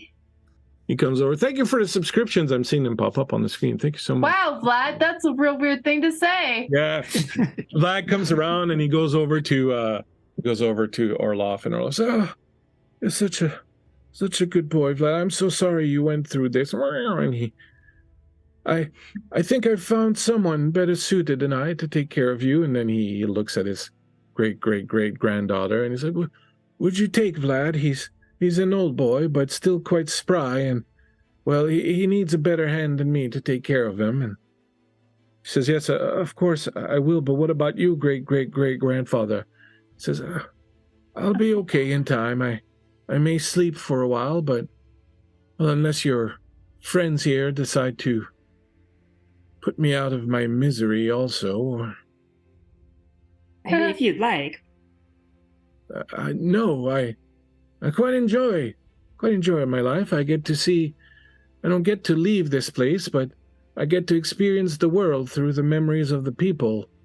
When travelers come to the town, I see things, sights that I would never have seen otherwise, faraway places, scenes of love and affection and care between people. And of course, sometimes there are some ugly ones, but I try to be discerning. And I'd like to illuminate a factor in my own experience with your ability. I seem to be missing something that I vaguely recall may have bothered me, but it bothers me just as much that I can't remember. Thank you so much. No problem. Do you want it back? I can probably give it to you. It might be in my... I have a little bank, you see, of memories that I store for the times when for emergencies. It might be in there. Would you like it back? I feel I'm less complete without it, though whatever it is I can't recall. Please, just restore. You can simply go in the room next door with all my memory bank, and you can find your memory. And if you touch the stone, I will make sure that your memories are returned to you. And I will do the same with most of them. I will keep just what I need to survive the next few weeks while I heal myself, and then perhaps I can move on and find another place to go. Yeah, now you're talking. And that sounds fair. Thank you. I never thought I would get to see my great-great-great-granddaughter, see my little Vlad again, being free from that demon. Please do take good care of him, will you, great-great-great-granddaughter? Yes, I will, great-great-great-grandfather. Curly's going to turn to the great-great-great-granddaughter. Yeah, you will. I will, I promise. I'm not hissing around. Now, if you'll be honest, me, she's not. If you excuse me, I think I'll go upstairs to my coffin and get a little bit of rest. It's been a trying times, but thank you all. Great-great-granddaughter, do come back and see me sometime. And he transforms into this mist and slips up through the cracks of the ceiling and disappears. Earth goes into the memory room for a few minutes, and then there's a little cry out, and then he comes back in crying softly. Oh, that's what it was. I'd totally forgotten. You feeling okay? I just remembered that I forgot that my last classmate died and left me as the only one from that class. Oh. I totally forgot. Well, says Luminita, my great-great-great-grandfather, I'm told, used to say that we are the sum total of our memories. And though these memories may sometimes hurt us, there are others that are joyous, and, well, we must learn to take the diamonds with the rust. Did I ever tell you I graduated at the top of my class? And I'll go into that story. And as you set about getting ready to leave, you will find in the room next door, much to your joy, the Bogdan family fortune amassed over hundreds of years. You will also see a strange portal, dark, vibrating with power. You'll see beyond it a strange land, one wholly alien. You'll see strange figures move through it. And as you ponder what to do, you will hear a hissing sound, and a wave of cats will rush into the room, will crawl all over it, and as they claw and bite at it and rip out the various gems and deface the inscription, you will see the energy at the center of this portal start to shake, And as the creatures behind it, more of those shadow demons are hurrying, coming forth towards it, reaching out at the last moment, just before the hand reaches out, the portal will fade out. I love you kiddos meowing forever. Luminita will tell you to take as much as you can carry with you, and that she will bring the rest of the village into her family, and perhaps in this way restore her family's place in the name of Orloff Bogdan. My friends, you will leave the manor enriched with your memories of these last few hours, what you've learned here. You will carry on forth into the world, richer, wiser, perhaps, and, well, a little bit more than you were before you came here. Who says good deeds don't pay? Hey. Oh, you also have about 36 cats following you. God damn it. Hurley's gonna retire and build a huge cat sanctuary. It's gonna be the most epic thing in the whole world. Girth And will, on that note, Girth will slide over to Early and just say, so young one, how are you feline? Not you too. Pretty good. Hari uses her riches to buy antihistamines. Just a whole shitload of them. just a whole shitload of them. Yeah. Antihistamines. That's right. That's exactly I right. refused to do it. That probably My costs a lot of friends. scratch. You have truly well skinned this particular cat. You've put it We back. have protected the cat from skinning. That's right. And restored Lestown's memories. My friends, thank you so much for playing this little game with me. Ooh. Little Dragonbane Diamonds and Rust action. Thank you to our viewers, everyone who donated. Let's go around the room, and I will ask my players here to tell you who they are, where you can find them. And whilst that's being done, we will set up to do the final draws of the night. We are giving away one more Dragonbane PDF along with a number of Hero Forge goodies. So, my friends, please tell us who you are, where people can find you, and then we will do these draws and then raid some good friends of ours. So please, Beth, tell us Yeah. the 411. Give us the all the Beth info that's The humanly scoop. possible to need. Well, hi, I'm Beth. You can find me all over the internet at Beth Masco. And what am I doing? That's a great question. Tomorrow I'm going to be playing with Kevran Games over on the Lanata Turna channel. We're reprising our roles from a previous arc for another little arc, which should be a lot of fun. So that's tomorrow. And then next Wednesday is the last episode of these Chaos arcs in the OKSGM's Ystera series, Chaos series. So that should be a lot of fun too. And then beyond that, all kinds of good stuff. Who knows? But check out social Who knows? media and you'll see. So is some going on in Beth World. We also hear that there's a slight chance, but a chance nonetheless, that Beth might be getting a haircut. Oh God. Us short hair people are trying to encourage. There's why not?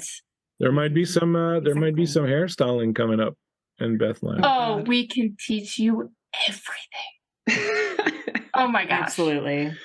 We'll see, you guys. We'll see. About if we reach our donation goal.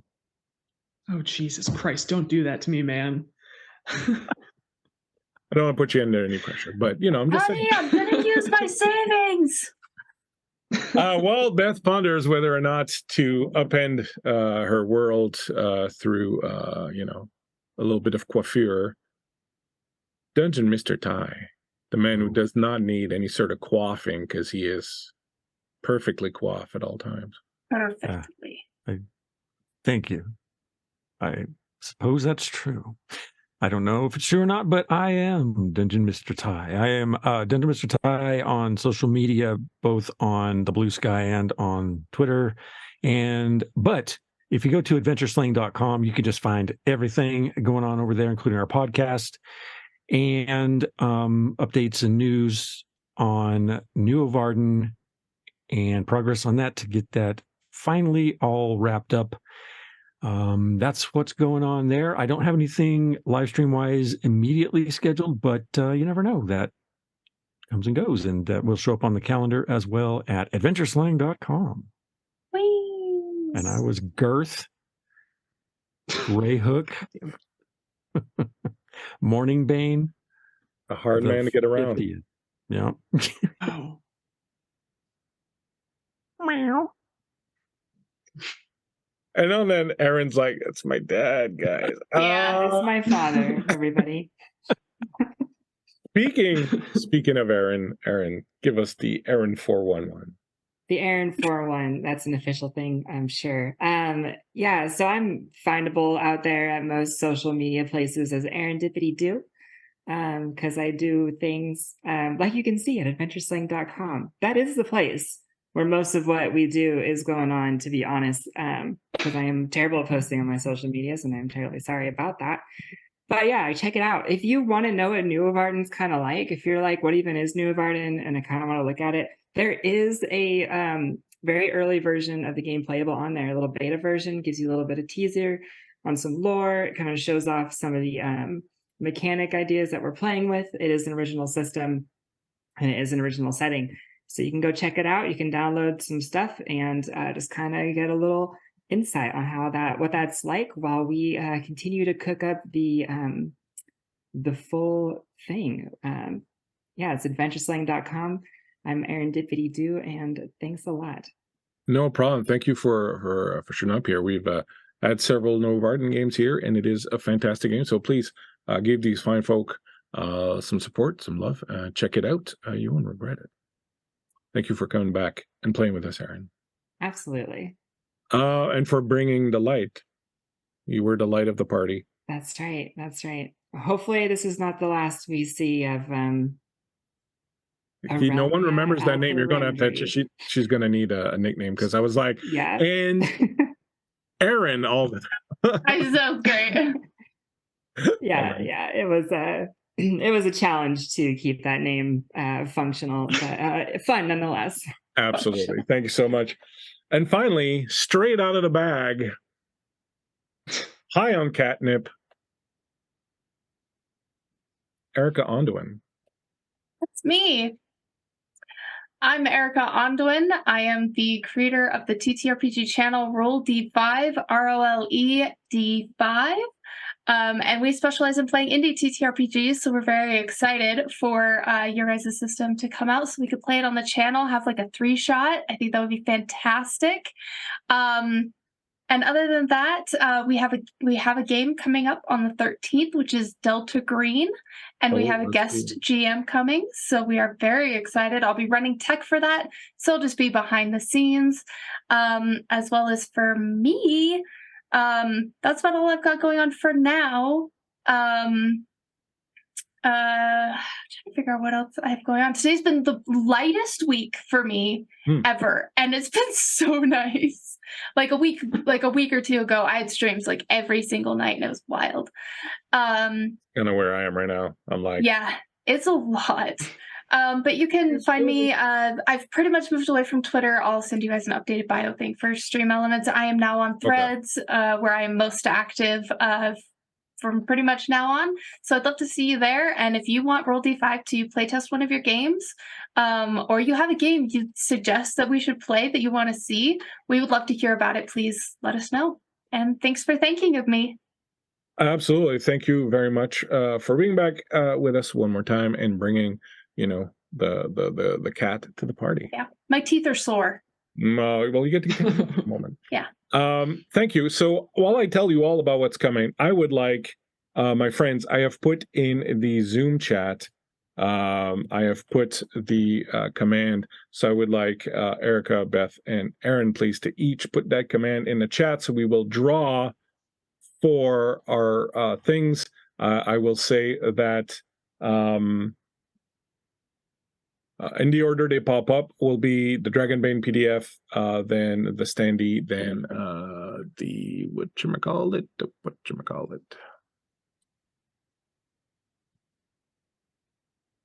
The Dragonbane PDF, then the standee, then the Hero Forge 3D plastic. Whilst that is going on, I will get to that in a second. My friends, we have tons of stuff going on. Tomorrow morning on Phoenix Iwaki's channel, One Shot Roulette Candlekeep Mysteries. Be there, be square. Right here, November 11th, Saturday. Sorry, on Phoenix Iwaki, Saturday, November 11th, in the morning, Fendelver and Below. Followed right away after by The Walk-In Den with GM Kurt Vanettis here. Myself, DM Dave playing in that. Been great fun. It's going to keep being great fun. And tomorrow night, I'm running another game, Blade Runner One Shot, DM Dave, Darling Creepshow, Eric Mona, Crombie, back for more. My crew from the Mother, Blade Runner Mother game. We're going to have a blast. We're going to raise some more funds. We're tying it all up. November 12th. Big wrap-up, Seeds of Destruction by GM Shiv with the grand prize giveaway. The grand prize giveaway is all the stuff you could ever dream of getting. World Anvil Year subscription, bunch of Phoenix Dice gift cards, Darling Creepshow mini, the creepiest mini ever, New of Arden hard copy thanks to Adventure Slang, Dragonbane hard copy, Hero Forge Bass minis, 3 standees, Idle Champions bundle, Troll Lord Games bundle, just a ton of stuff, just a whole ton of stuff. But right now, Jeez Louise. right now, we got gifts for tonight for the wonderful donations that we got. We got a bunch of people, Vamp Women, Sly Sparrow, Dungeons and Drones gave $25 to get these kids some draws from the treasure deck, which came in super handy. We also had a bunch of people donate advantages. Miko, the OK's GM, Shelly did, Beth did, a whole bunch of people. So thank you very much for that. You're helping a great cause. So in order, the Dragonbane PDF. Oh, Dungeons and Drones, making out like a bandit. So Dungeons and Drones gets the Dragonbane PDF, the second Dragonbane PDF, after Vamp Wickman got the first one earlier. So Dungeons and Drones, you get the Dragonbane PDF and the Hero Forge standee, and Sly Sparrow gets the Hero Forge 3D plastic mini. So we will reach out to you all. We will reach out to you all, get your coordinates, get you your donations. Tomorrow morning, Candlekeep Mysteries. Or I don't know, what time is Candlekeep Mysteries? I don't know. You can check it out. Someone's going to tell me in a second. What time's Candlekeep Mysteries tomorrow? Someone tell me. It's happening at some point tomorrow. Some point tomorrow on our friend Phoenix Iwaki. And then be back here Saturday for some Walking Dead, some Blade Runner, and Sunday for Seeds of Destruction.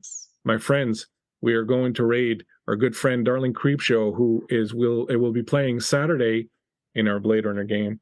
Phoenix Iwaki in with the information, 9 a.m. Eastern for Candlekeep Mysteries tomorrow. Be there, be square. I recently, as in like a couple of months ago, understood that reference. Because then you won't be around. Oh man. I never knew that. I was like, that's such a weird thing to tell people. And on that bombshell, we're going to raid You're welcome, our great guys. friend Darling Creepshow, who will be here Saturday night playing Blade Runner with us, and has donated a beautiful painted, absolutely horrible spider mini that's been giving me nightmares. Stares at me in the dark. Give Darling Creepshow some love when we pop in there. Thank you so much for hanging out. Thank you for donating. Thank you to my players. Thank you to Andy, my producer. It was a rough night, but we got through it. So thank you very much. And thank you to DM Dave, who was behind the scenes, collating all the information about the streams, about the donations, getting me that information, and me fucking everything up on online. It's all good. we're out of here. Thanks so much for hanging out. Catch you next time. Check out Phoenix Wacky tomorrow, 9 a.m. Eastern.